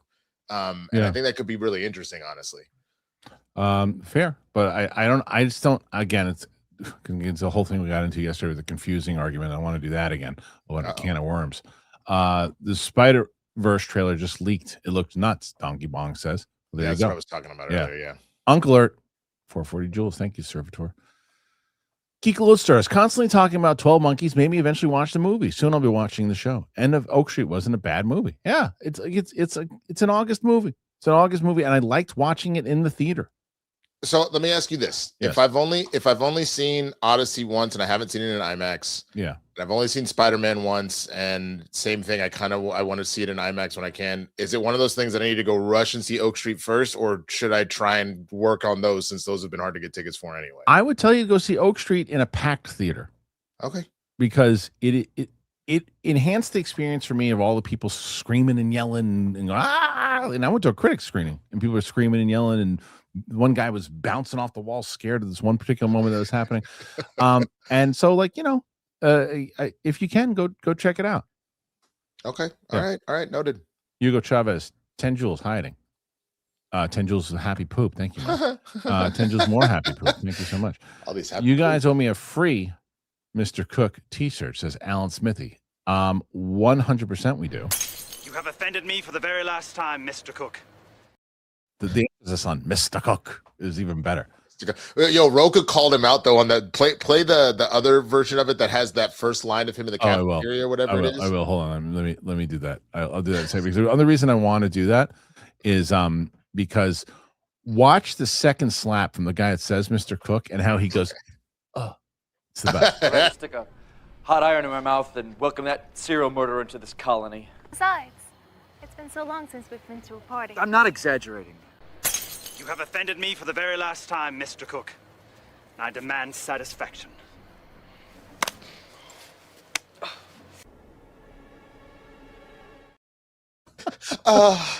Yo, well, one, right before the slap, you see Mike brace himself. Oh, like for the slap? It's coming. Oh, it's great. But what I was laughing about the cafeteria part at the beginning is Roka goes, that is clearly an actor who forgot his line and remembered it in real time. He's like, it reminds me of certain sort of. It's like he's clearly struggling. Did Mike agree, or he didn't? He wasn't on. Oh yeah, Mike wasn't there. Just Roka was like, I know. I'd rather stick a hot iron in my mouth. Right there, the hot iron part. Hot iron. I'd rather stick a hot iron in my mouth than welcome that serial murderer into this colony. The serial murder too. I'd rather stick a hot iron in my mouth than rather with a. Yeah, he was struggling with that one. He was struggling with that one. But I guess the rest of the take was good because they said, no, keep that one. Good going. Oh, poor Mr. Cook. All right, let's say Mr. Cook. It's the best. I don't know if I've gotten a better gift this year than the Mr. Cook. The Mr. Cook. That's the best thing. Mr. Cook. I'll 100% get you a Mr. Cook t-shirt if we make them. Tyler Balmer, after hearing the conversation of fucking Mr. Cook, after hearing the conversation over the last few days about two Batman, why do you think people can read books and watch TV shows and not be an issue, but think the movie can't differentiate the two? Sorry, we're going to get back into this. First of all, so this was the whole conversation yesterday, right? Where and Anthony Cheeseman, who's, by the way, a very loyal listener, is here quite often, he commented last night. He's like, you called me dumb. Never once did I call you dumb. Never once. Second thing, he's like, and this is the guy that says there should be two Spider-Man movies at the same time, and yet and audiences will handle that. Yes. Why? Well, because if they would have just done a random Andrew Garfield movie and a Toby movie at the same time as Tom Holland, that's too much. However, when you do No Way Home and it connects all of them, then it's a connecting part of the story, and you're continuing on. It's not confusing anymore, because if you saw that movie, which is one of the biggest movies of the year, then you know what's happening inside the narrative. Now, when it comes to the book side of things, now reading books, watching TV shows, because how do you know everybody's watching and reading the books at the same time? Because it's not competing mediums. When you're having the competing mediums, as far as like, you're talking about, okay, there's a Game of Thrones book, and then there's a Game of Thrones TV show. It's not the same thing. TV show, movies at the same exact time when they're happening.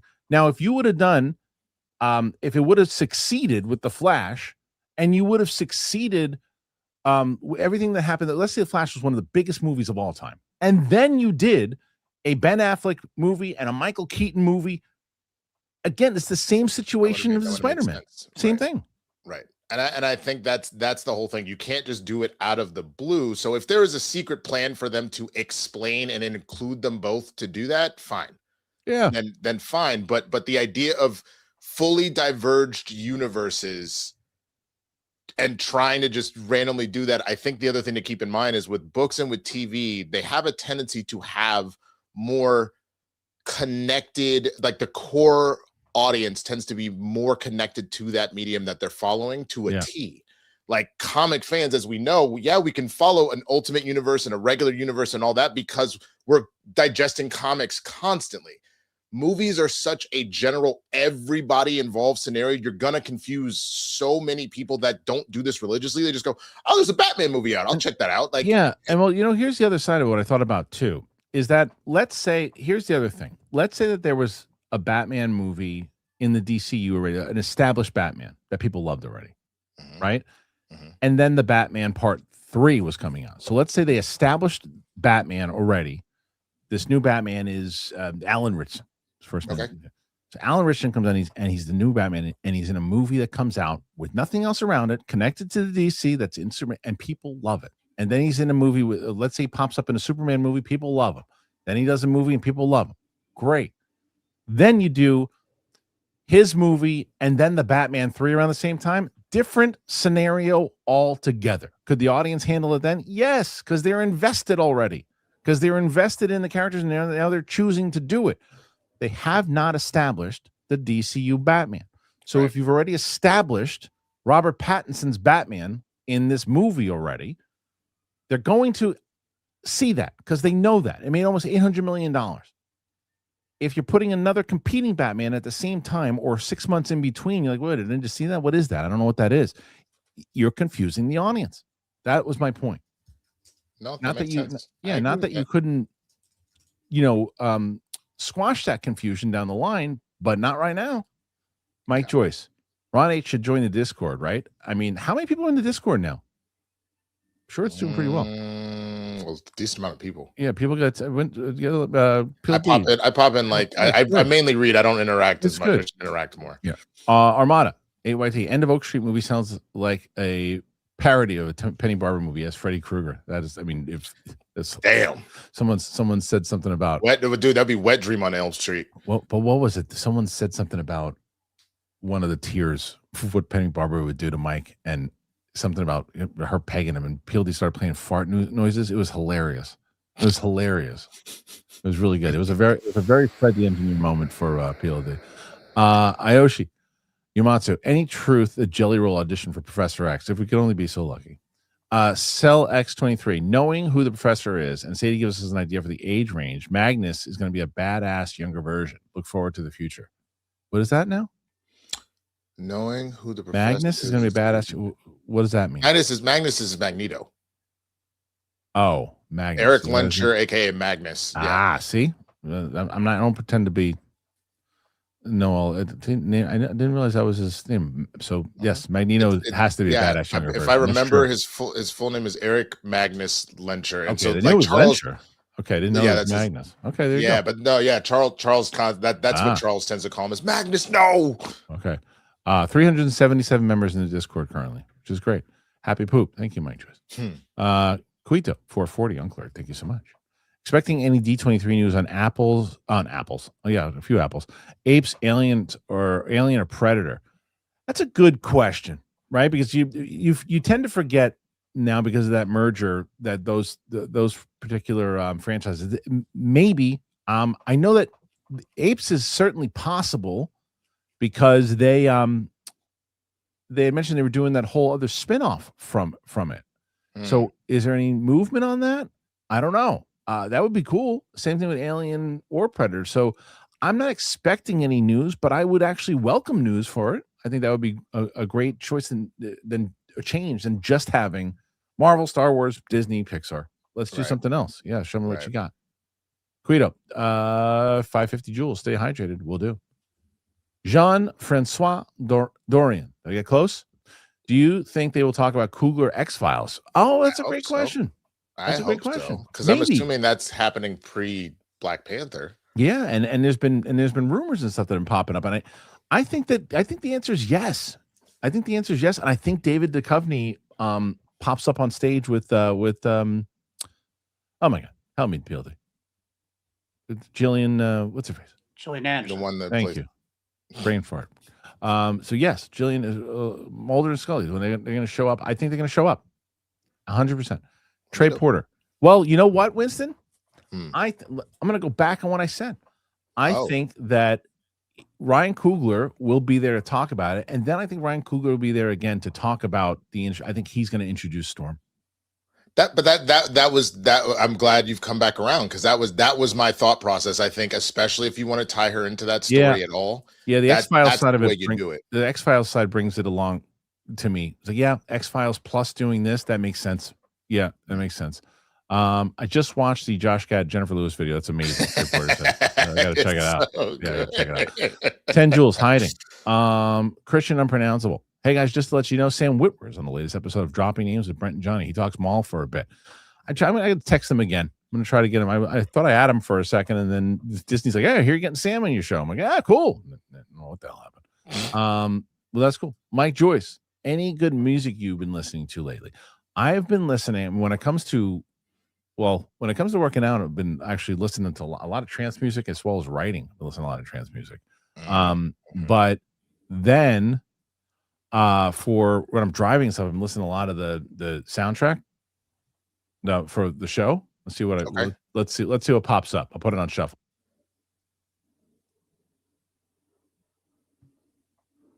All right, let's see what first song that pops up.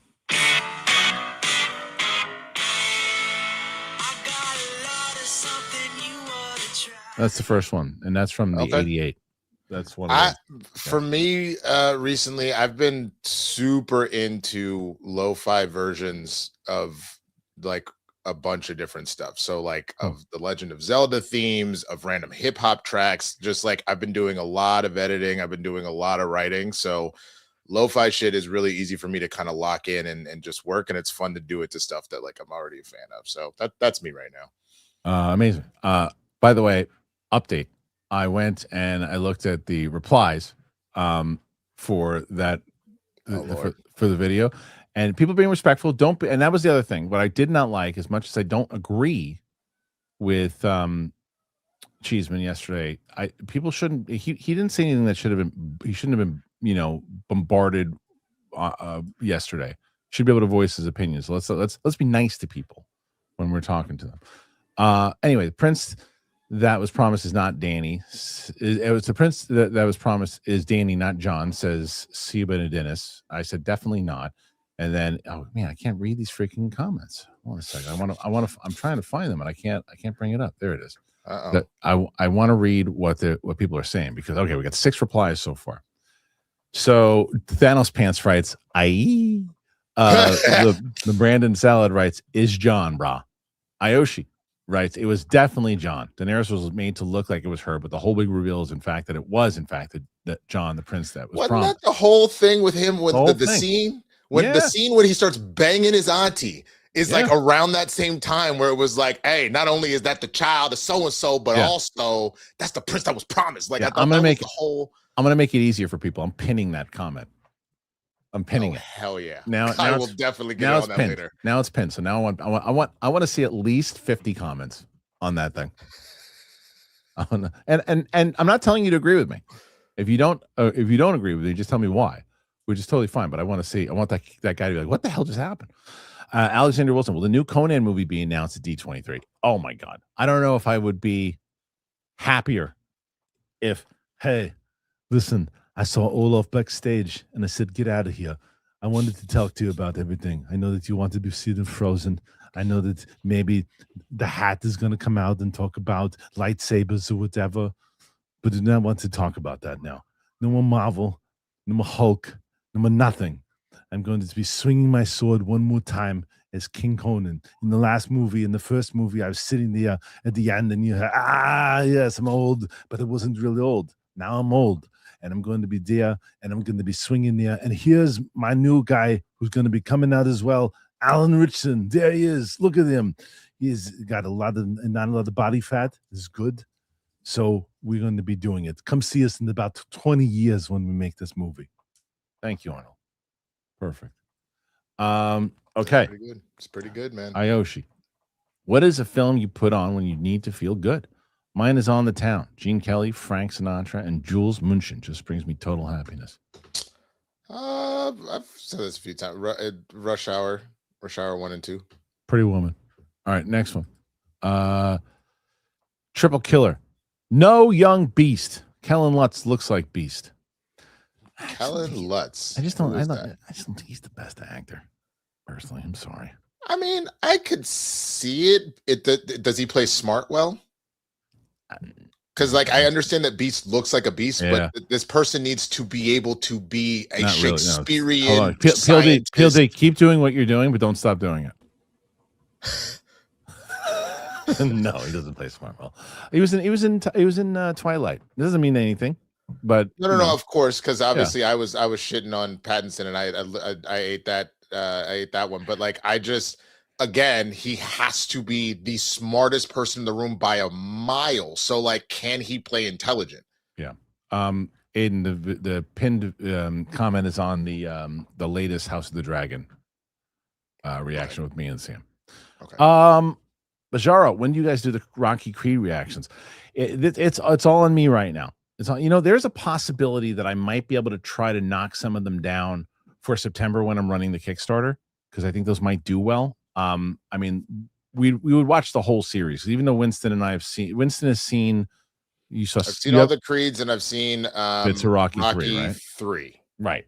So we would watch all of them, including Creed, I think, again. And depending on how they do, because again, it's just a matter of how much effort and time and money it is, especially during that time period.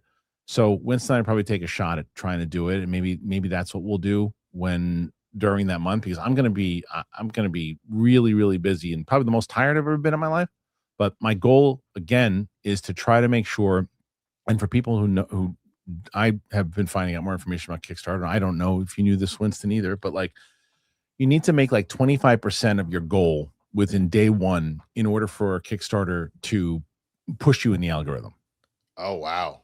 And so day one is going to be, I'm going to probably release the Zack Snyder Justice League cut, part 1 and part 2 on day 1 and day 2 of the launch. I'm probably going to appear on some different podcasts on day 1 and day 2, as many other days, but those particular days, I'm going to do that really long live stream that day.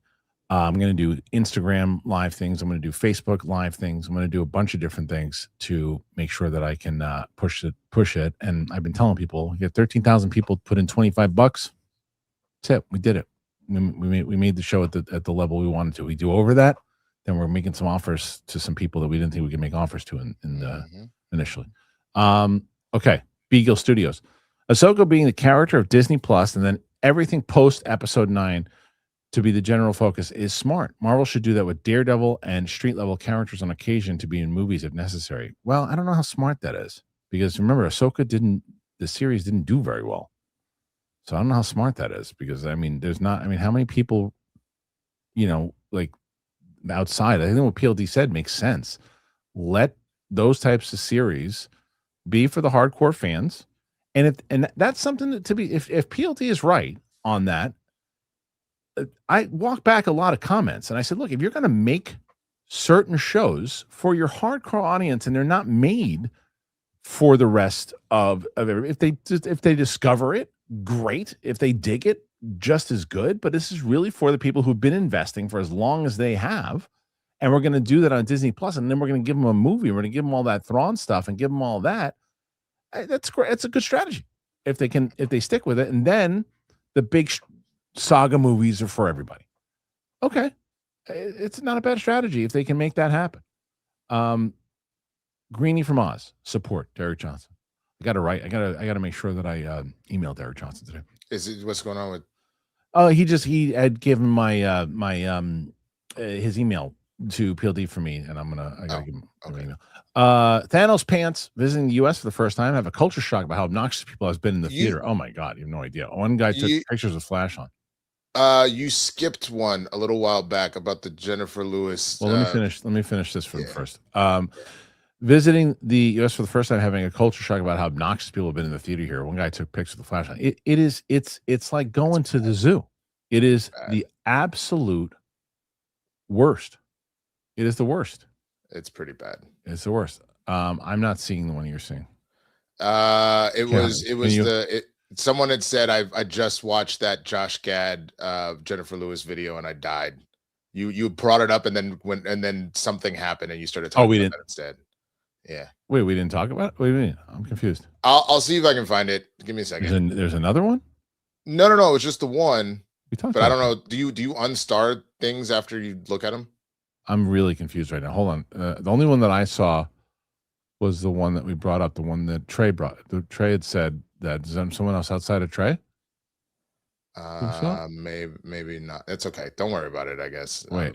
Well, if I miss somebody's thing, I want to make sure I didn't miss it. But PLD, did we miss something? I'm fucking confused. I think Winston, same one you're talking about. You were talking about the same one, basically. Okay. I think that Winston thought we may not have talked about it. I guess why I got confused is it showed up yellow when it popped up when you put it on screen, but I guess I found the Trey one and the Trey one is green, so I don't know. It doesn't matter. It matters if we didn't. It matters if we didn't read somebody's thing. But yeah. But yeah. All right. If we missed your thing, let us know. Okay. Let's see. Can you guys explain? I want to make sure that I have this. Sorry, because let's see. Okay. Now, Fiona George. Support. Thank you, Fiona. More support. Thank you, Fiona. Next one. Cody Erickson, 6711. I've been a fan for over a decade. Hard for me to super chat every day because of financials, and I was just laid off, but I will donate to the Kickstarter for all the laughs and joy you give me. First of all, it's very nice of you. And do what you can. If you can, then that alone, the fact that you want to support means a lot. It really does. And we're going to make sure that we're going to get everybody's going to have options and things that they can do, and we want to make sure that there's ways that people can get involved. That's very kind of you, Cody, and thank you for being around for as long as you have. But I say this also and I was talking about it, and thank God that we actually have. I know who came up with the our show thing now because Princess did the research on it. And I really do want to make sure that this is an accomplishment for all of us, right? And I want to make sure that it's the same thing I'm going to do. All my co-hosts, I'm going to tell them the day that it launches. I'm going to send everybody's going to be sent the link, and everybody knows how much I've been trying and wanting to do this. It's a passion thing for me, and it's something that I hope that we all do together. Yeah. Bobby, if Sam was an animation fan, I would suggest the Clone Wars movie because it introduces Ahsoka and Rhoda the Hutt as a baby before she sees him in the movie. I thought about it, Bobby. I did. And it's not that she's not an animation fan. She actually really loves animation. She wants to see it. We're going to watch the new Toy Story when she comes back because she hasn't seen it yet. She loved the Wild Robot. She's a big animation fan. She loves the Zootopia movies. Absolutely loves animation. But that's a pure investment to go through it. The problem with the Clone Wars movie is that, to me, it's gotten better now that I've seen the series. But if that's the first thing you're watching of Ahsoka ever, remember what they said. People hated. I remember when I talked to Ashley Eckstein. People hated Ahsoka. And she's like, oh my God, this is terrible. He's like, don't worry, give it time. He was right. But they hated her after that movie. And I don't want her to feel that way. Jeff Schneider, says Alexander Wilson, said that Disney is moving away from Star Wars live action TV and have them concentrate on just films. Thoughts? This contradicts what PLD said. What do you say, PLD? What do you say to that? I say it's not a contradiction. They are moving away. That's what I meant about focusing more on the movies. I don't think they're going to leave Disney Plus TV live action altogether. I think there's going to be some. They're just not going to do it as much as they had been doing it in previous generations. I think having Ahsoka season 2 was already actually shot and everything in plans a long time ago. Anyway, when I say they're moving the Dave Filoni movie, they might do a movie or a miniseries, like 3 or 4 episodes. And it's not like a bunch of Star Wars live TV, but that's not going to be barren completely. They're just more focusing their big. That makes sense. Yeah, that makes sense. Stuff. Yeah. All right. So take that. Andrew Sanchez, can you guys please explain what a producer does? In reference to you guys not wanting Kinberg to direct, but being cool with him producing, what's the difference? Oh, there's a big difference. Well, there's a lot of things that producers do, and a lot of different things that producers do. There's some producers, they're just producers because they're able to fund it and they put money into it. And it's like because in essence, in definition, I couldn't produce this movie unless I had the money that essentially that's why there's going to be a lot of producer tiers, right? On my thing. And that's going to be financial producers. There's other things. There's creative producers. There's people like that, and that people come in who not even necessarily maybe are producers where they help with ideas and creative executives and things to help story that thing. That maybe there's a producer who has different ideas of what can happen within the story and helps produce things. Some producers do that. Other producers, they can do stuff where I can make things happen. I know so-and-so. I know Nolan pretty well. All right. I know Christopher Nolan pretty well. I know that he wants to do. We have a science fiction script that we've been playing with for a bit based off this book. Let me make a call. Producer makes the call. Happens it. He produced Christopher Nolan. He made Christopher Nolan happen. He's a producer on the show. Kinberg, producer on it, can help. You know what? I'll make this phone call. I'll help do this. I'll help put these stories together. I'll help do that. And you get a producer on the credit. There's different credits of what a producer can do. There's some producers who just, well, what are you going to do? Well, in order for me to be part of this movie, I want to be a producer on your next 2 movies. And they don't do anything. Steven Spielberg is somebody, you see his name, Steven Spielberg, producer. Why? Because he's got a producing deal. And he's in this, slap his name on it. You happy with your name being on this one? Yeah, sure. How much do I get from it? And that sometimes the producers don't do nothing on it. Then there's times that the same person who has a deal is very involved in the next movie. So very different from director, though. Director is crafting things out, making, just is the general on set. I don't know. Do you see it any differently?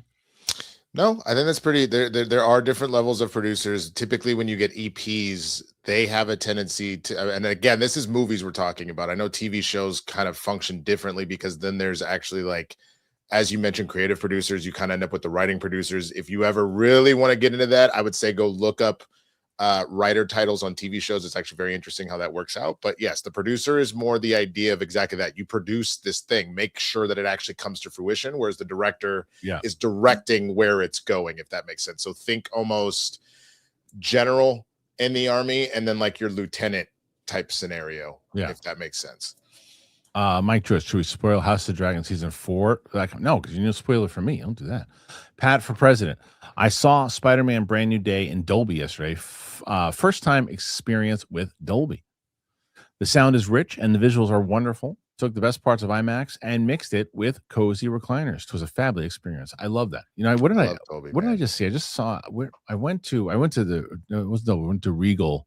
Oh, and I saw the Oak Street. And you saw it in Dolby. Yeah, Dolby's my favorite. Not Dolby. I get, not Dolby. I don't know what it was.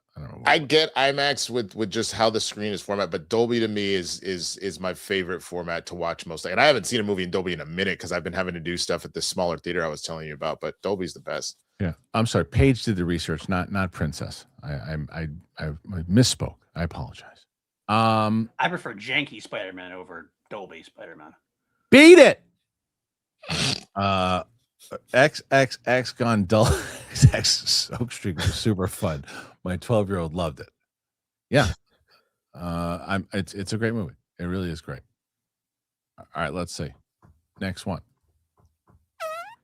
Pat for president. After we did that one. No, we didn't. After watching Spider-Man Brand New Day 5 times, I still have the desire to see it at least once more. I definitely want to see it again in the theater. I've not seen it. I need to see it again. Yeah. Yeah. How's it doing box office right now? Box of Spider-Man? Yeah. Oh, it's slowed down significantly. It's only at 1.7 because it was at 1.6 at the end of the weekend. The end of the weekend. So well, like it's not having the Monday. But it's not having the Monday through Thursday that it was having last week. But it's right. But the weekend. It'll still hit 2. I'm sure it'll clear 2, no problem. But just it's so funny that first weekend everybody's like 3 billion. I was like, let's relax. Yeah. Okay, let's see. Grim Bear 13. Watched Oak Street yesterday. A lot of fun. Like if Jurassic still cared. I wasn't sure which scene you thought was gruesome though. There was. I thought there was some gruesome kills. There were a few of them. Not. I mean, if you're comparing it to something like Obsession, no, it looks like a Disney film compared to Obsession. But I'm just saying more. They were more. It wasn't like a. It teetered on away from PG-13. It pushes that PG-13. Okay. I thought. Yeah. Okay. All right. Let's see. Mumraw. How many men died playing polo with Walt Disney? 2. I don't get it. What's the joke? Do you get it, PLD? Is it a joke or is it not a joke? Is it true? I don't know what the hell happened. Is that a real story? Look that up. Somebody. I don't know what that means. Future guy, Zeitgeist Dimension. The way to make the Batman work in the DCU is to say it happened 20 years ago and combine both of the universes. Yeah, I mean, there's still talk about. I mean, this saga is not going to be over anytime soon. You got to figure out what's going on and where they're going to be living before we get any news of Batman or anything. Pat for president with the big one here. 20 big memberships from Pat for president. Wow, Pat, thank you. Pat. That's huge. Thank you. Greenie from Oz. That's really nice, by the way, Pat, because now we got so many. We have actually, PLD, did we schedule our member stream yet? Not officially. I haven't announced it yet, but we're going to do it tonight. I found this polo thing. While Walt Disney played polo avidly in the 1930s, he did not kill anyone, though 2 men died from injuries in matches where Disney was present or playing. Actor Gordon Westcott in October of 35 and auto dealer Winslow Felix in May of 36. Both fatalities resulted from separate riding accidents, but not direct actions from Disney. I told you, don't bring up Grumpy when you're on the horse. You don't like it. Don't bring it up. I'm telling you, let the guy win. Don't talk about Snow White. Don't do it. You don't like it. All right. Greenie from Oz with the Kickstarter. Post it on Discord and do the @everyone tag when you post it. That'll give everyone the notification. Is that how that works, PLD? PLD, you gotta help me out with that. So PLD is going to be on a little extra. We got to get him pushing that kind of stuff too, because anything that anybody can do to help, by the way, and that's the other thing that I'm going to ask people too. Obviously, the donations and things that you can do is going to be massive and going to be the heart of it. The other thing is telling people about it. And even if they don't know my show, tell them the story. And that's not necessarily just the story of the pilot, which we hope that people will respond to, but the story of what we're trying to do. and the idea that we are now wanting to take this and put this into our hands. And I think that, again, is going to be something that we're really going to push this on and for let people discover it that way and say, hey, look at what these people are doing and see if that is something you want to be involved in, and let your friends and family and other people know about it and see if they want to get involved in it. I want everybody to be part of this show, man. I want people to be proud of it. Floating Heart from Ayoshi. Thank you. JC 33. My fan cast Alan Richardson as Sabretooth. That would be great. And Kieran Culkin as more. Thoughts? This is one of those questions. You know, when you get the question of like, is there an actor that bugs you for no reason at all that everyone else loves? Kieran Culkin right now is that for me. Do you have that? Do you have one? I mean, let me think. And it's not for anything except like I just feel like I don't, and there's a lot of actors like this. He plays the same role, every role. Sure. And there's a lot. So is Jason Statham. I love Jason Statham. But I don't know. Just one thing. But I just right now, today he annoys me. Tomorrow he might not. Gal Gadot. She's Sweeney. I thought she did a really good job. I think. Sydney Sweeney. Yes, Sydney Sweeney. Holy shit! What am I talking about? Sydney Sweeney for you. Sam Worthington for PLD. You know, he was just in some show recently on Netflix that my wife watched. I actually think Sam Worthington has come around more so because he suffered that same thing that Jai Courtney did, that I think that Glenn Powell's going through now of like, hey, that's your next movie star. Why? Because we say so. I was like, no, thanks. And I think Sam Worthington really shined. The movie he shined for me that I brought up many times over is a movie with Jennifer Aniston. It's a small movie. It's called Cake. And I never heard of that one. Yeah. He's great in that movie. He is really good in side roles and supporting roles. And he's doing different things. He did this show on Netflix recently with the one of the leads from Severance, the girl from Severance. And my wife was watching it, and he's really good in it. But the show, I mean, even Madeline Stowe is in it too. The show itself is such like a dynasty soap opera, so outside of what Netflix really does.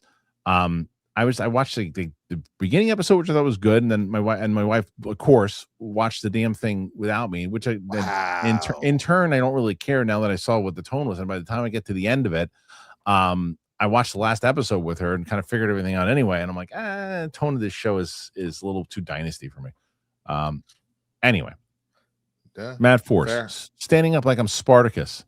I'm the law super chat. Oh, so we got to find Matt Force then, PLD. You can't find it?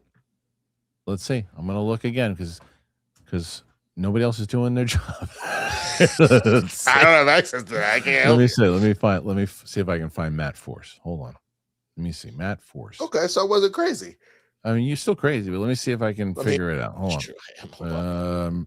Matt Force. Give me a second. Winston, this is the one thing that the hosts are bad at. When I'm struggling to find these things, this is what happens. Don't say anything, Winston. Don't say a word. People should say things when I'm looking for this stuff. Like, take the cue. Start talking. Please. Now you're not talking. Winston, say something. Still not saying anything? Sorry, I was frozen. Oh, perfect. What's the guy's name? What's the guy's name I'm looking for? Matt Force. Matt Force 7. Let me see. I don't see anything for Matt Force there, but it might be in your YouTube thing. No Matt Force here. Not seeing. I think he was trolling. It might be a joke though. It might be like the I'm Lucid. Like it's either a joke or it never came through because it's not in there. So just wasted time. Thank you for that. I am. Oh, okay. There you go. I unlocked it. Now everybody's doing it. Do you know when they do the Spartacus thing though? I always think because PLD, you were a Sopranos guy, right? I always think of Joey Pants in that. We got the two quotes that I want to get. If you can pull them and we put them in here that I'd love to have is the Joey Pants one.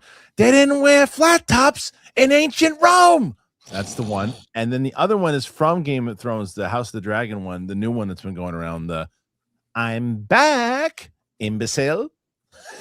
Wait, did that happen? Because I didn't watch the new season. So it's the best. I'm back, imbecile. Oh, it's good. No, it's great. It's great. It's absolutely great. It's I laughed. It's really great. I'm back, imbecile. You used imbecile. You got me on board. Cell X23. My storm pick: Laura Karuki or Jamie Lawson. I don't know Laura. I don't know Laura. Jamie would be great. No Jamie. doubt. Jamie would be great. Yeah. Both sides toasted. May have missed it, but is Sam going to watch Lanterns? I need her to see a DC win. So the answer was going to be yes. The problem was that she's out of town.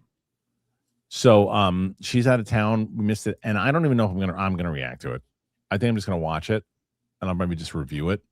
But I don't think I'm gonna do the reactions. I'm not gonna have enough time to do it. I don't think in from going out of town and everything. Laura is fantastic. She was the younger daughter in Black Lightning. She is a fantastic actress. She was in the Wonder Years as well when they did that reboot. Oh, the reboot. Okay. Yeah, so she's very good. Fast Eddie 396. I have been away, so been browsing the channel, catching up on the shows. Where's Smets been? I'm feeding for some games. My best to you and Winston. No, okay, all good with Fast Eddie because Smetsy's coming back in September. He'll be back right before we launch the Kickstarter. He's going to be here for the games. He's probably going to be jumping back and forth on a lot of the shows to help with the games and help push the Kickstarter for those for sure. So he'll be back. He'll be back, and he's working a lot right now. Adam Rosen. Snape is the Half-Blood Prince. That was promised. Perfect. That's good. The Merlot line. Kristian, respectfully, I think you let your Filoni bias to turn you into a hypocrite. Episode 4 being the first film, Lucas problem, but you fixed it with the machete order. I'm going to stop you, but I'm going to, well, you know what? I'll read these. And you're not listening to me. You're not listening. You're everything that I'm about to read that you wrote, everything that you read that I'm about to read, you're mentioning all live action stuff. But I'm going to see if it's different. Maybe you mentioned some animation stuff, but I mentioned animation as the biggest thing right now. But I'm going to see maybe you wrote some animation stuff. So let's see.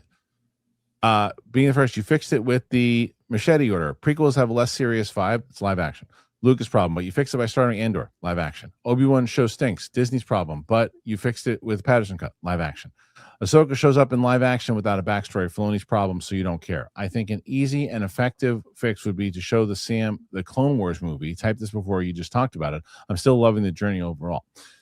And look, you're not wrong when it comes to the idea, and I told you, as Bobby asked before, Merlo, I thought about the Clone Wars thing. I thought about it.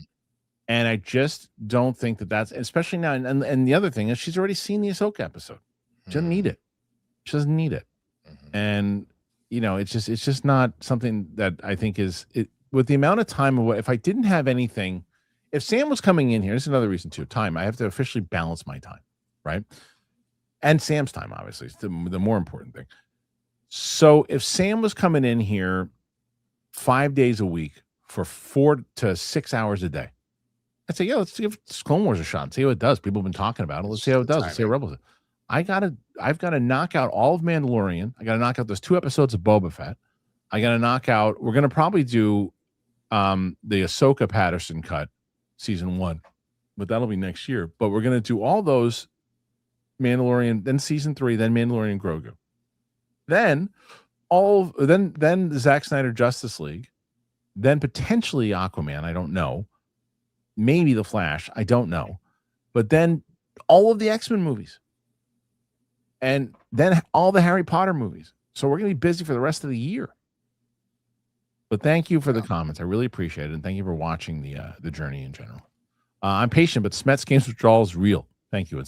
He'll be back. He'll be back. Pat for president coming in hot. 1.8 billion is nothing to sneeze or scoff at. Still trying to wrap no, he's not. He's just saying it's slowed down from the.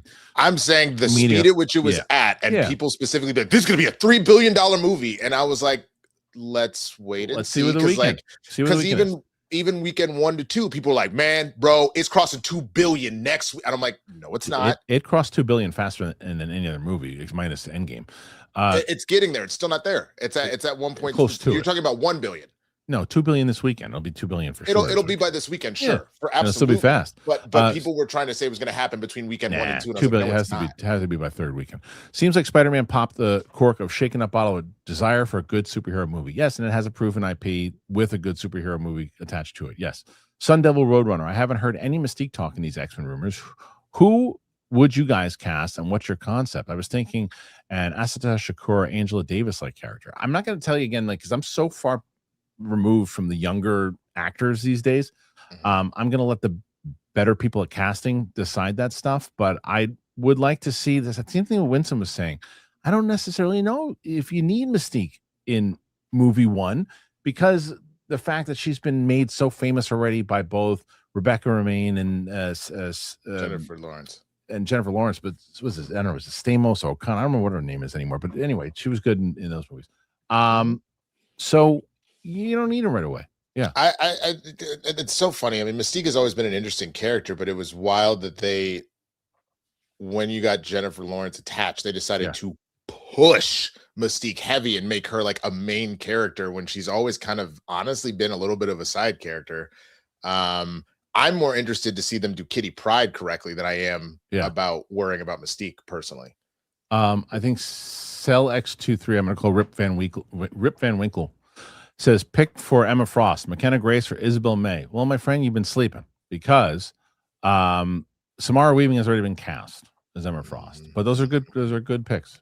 Pat for president. Feeling frozen? Try Queen Elsa's Let It Go serum. Nice.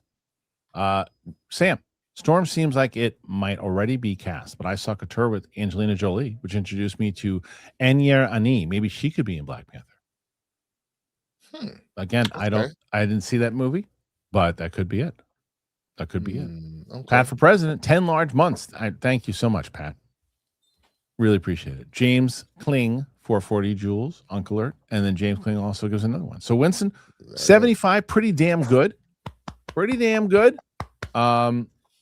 We'll get some questions. If anybody wants to throw anything now in about the pilot before we wrap up here, please do so. Winston A. Marshall will be here twice next week. He's going to be doing the show with Chris Carr on both Thursday and Friday of next week. Wednesday will be John Roca and Mr. Cook. And Tuesday will be Roxy Stryer and Mr. Cook. Nice. Yoshi Yamato, 100 joules, Marshmallow. And Roca will be hosting the show himself on Monday with PLD. How about that? So that'll. Oh, wow. The enemies come together. Well, he'll be popping in with the circle if, we'll see how many times. Yeah, exactly. We'll see how many times Roca throws him out. Anyway, so Winston, where can the good people find you? You can find me at the Swaggy Blur on all platforms. On Tuesdays, Spilled Tequila, myself and John Roca. On Wednesdays, Blurs in the Hood, myself and Jay Washington. And then, as Christian said, Thursday and Friday I will be here. I will give you all a little bit of a heads up. I will probably still put something up, but I start Shakespeare next week, the actual performances. So outside of those shows I just mentioned, my channel will be a little dark for a week, but just follow me on socials, and then when I put more stuff out, you'll know what's up. All right. Thank you to Winston. Thank you to you guys. We'll announce the winners, obviously, this Monday. We'll have probably Roca do it. Winston, I'm going to let Winston take off. And you guys, if you want questions in there, you can. I got one from Josh who says, pilot question. Do you have a brother or best friend in the show? And do you have actors in mind? I do have a best friend in the show and in the pilot. And he plays kind of the producer of the show as well, too. I do have a few people in mind that I would love to get. But again, we need to try to be able to get that. We got to hit that goal. We hit that goal, and we're going to make some calls and try to get that person, those people that we have in mind. And there's always a cast list and everything, too. But I have some people in mind that I think would be absolutely brilliant in the role, for sure. Okay, let's see. If there's anything else, we got another one. Ayoshi says, for the pilot, other actors you have in mind for roles. Have you already reached out, or are you waiting for the Kickstarter to go first? I have quite a few people, and I have lists of people that I want for these things. But there's one person in particular that I would love to say is attached to it, who's read it already and really likes it. But we just would like to get this person attached to it. So let's see, Patty Boy. Is McCoo going to be the pilot? No, probably not. I just talked to Josh so recently. I don't necessarily know who from the crew yet will be in. And again, it's the same thing that I said. I'm going to have so much more information for you on that side of things when it comes to what we have raised, right? Like, okay, we're going after this. We're going after that. We're doing that now. And that's the other part of the actual pilot process, which is going to be When you're involved in it, you're going to say, oh, on this tier, I can check in on casting. On this tier, I can check in on this. I can check in on this. And you're going to watch like the evolution of how you make a pilot.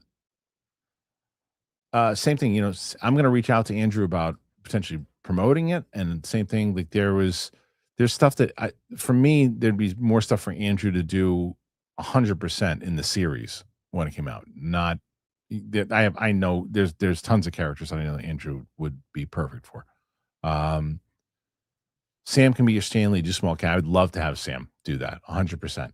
Is that person Sam said live in that show that one time? Is it that person? No. No, it's not for to play the best friend. No, but he's on the list to play a different part, but not the person to play the best friend. No. Kinberg wrote the Ice Cube XXX movie. Awful. It's pretty bad. It's true. Kristian Unpronounceable. Do I have a composer yet? No, nothing yet. Nothing yet. I'm telling you, right now it's producers. I shouldn't say nothing yet. I have a core. Let me backtrack on that. I have a core group right now. Producers, director, cast, writers, main cast, with myself and Martini, and then we're building around us with, again, recognizable actors, people that other things of that nature. There's other roles and things that we want to go after, and we hope that we get. But that's how it gets built out. We have ideas for a bunch of different roles for sure. Okay. Is that it for now? Okay. Well, we got a lot going. Is there another one, Peely? Let me see. Okay, perfect. Let me see. Great job. All right. Here's the 2 clips that we'll be playing. If people want to put some, this is the one I'll be playing a lot.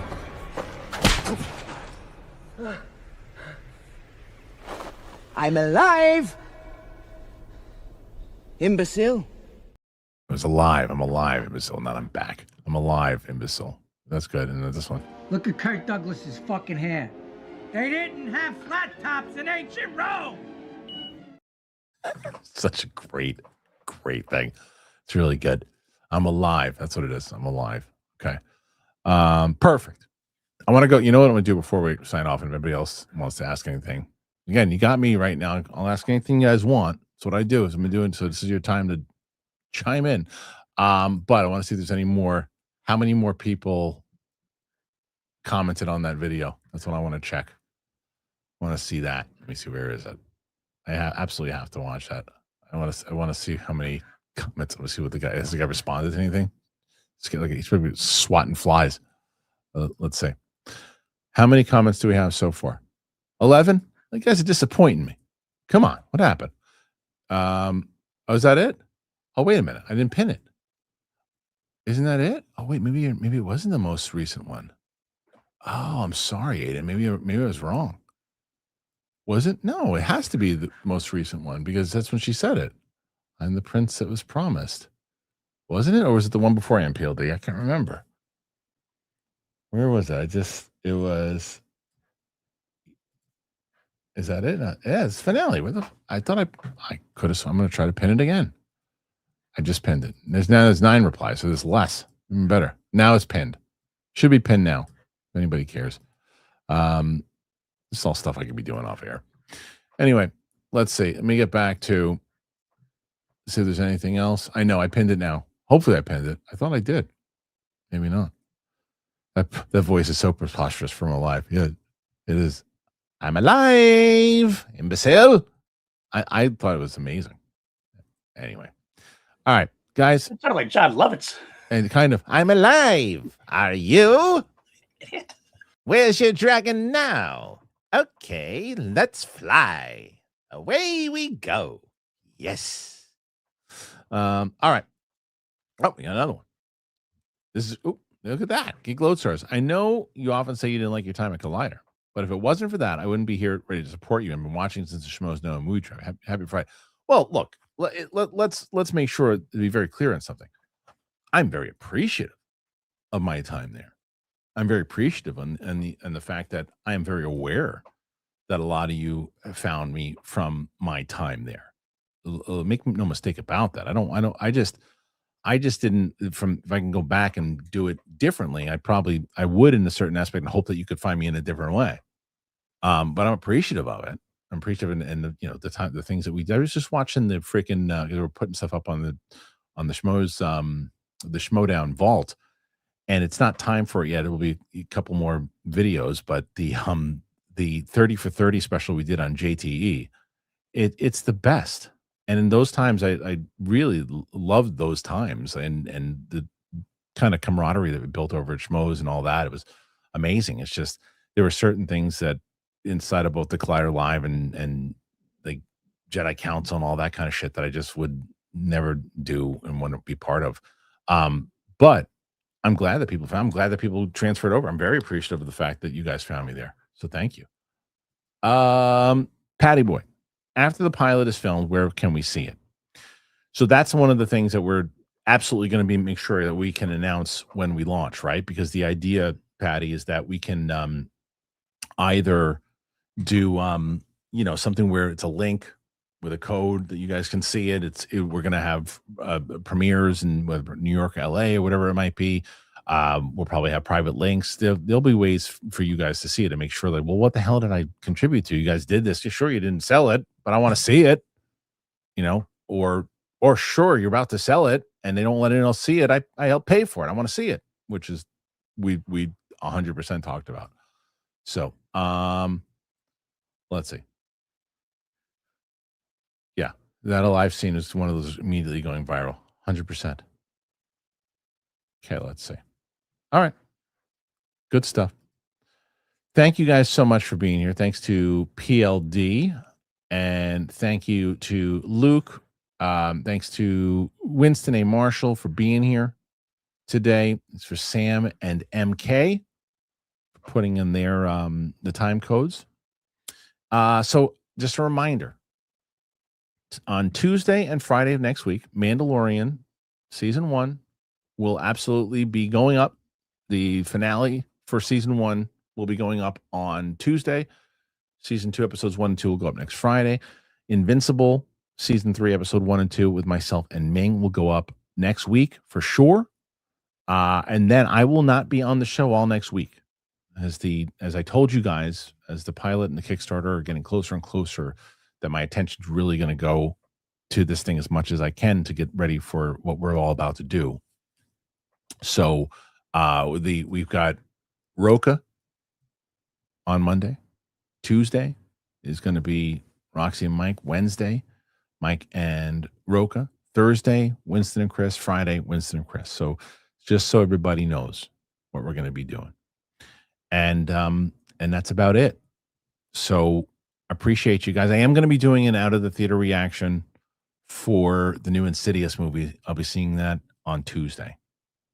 So I'll be checking it out. And that's it. Thank you guys so much. You guys rule. There's a possibility. Again, Chris Carr is going to be doing footage from D23. And she's going to be sending it. If I can get to some of the reactions, if it's like Starfighter and there's Avengers and stuff like that, I'll probably find a way to just do it from my house. Probably won't be the best quality, but I'll do it.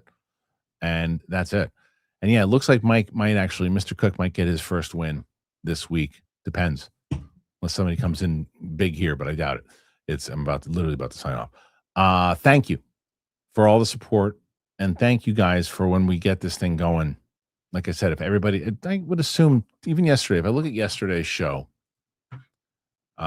which was myself and Chris Carr, and currently that episode alone is probably going to tap in close to 10,000 views or whatever it might be for yesterday's show alone. If we had a percentage of people who watched live on that show or who watch it today, watch that show, who decide they want to support the show, we're going to hit the goal. We're going to hit it fast. So, thank you, everybody. You guys rule. And I appreciate you. And we'll see you on the flip side.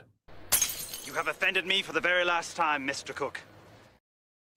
Thank you, Mr. Cook. See you guys. Bye, everybody. Bye. That's stupid balloon. It's unbelievable. Nice tape job. Bye.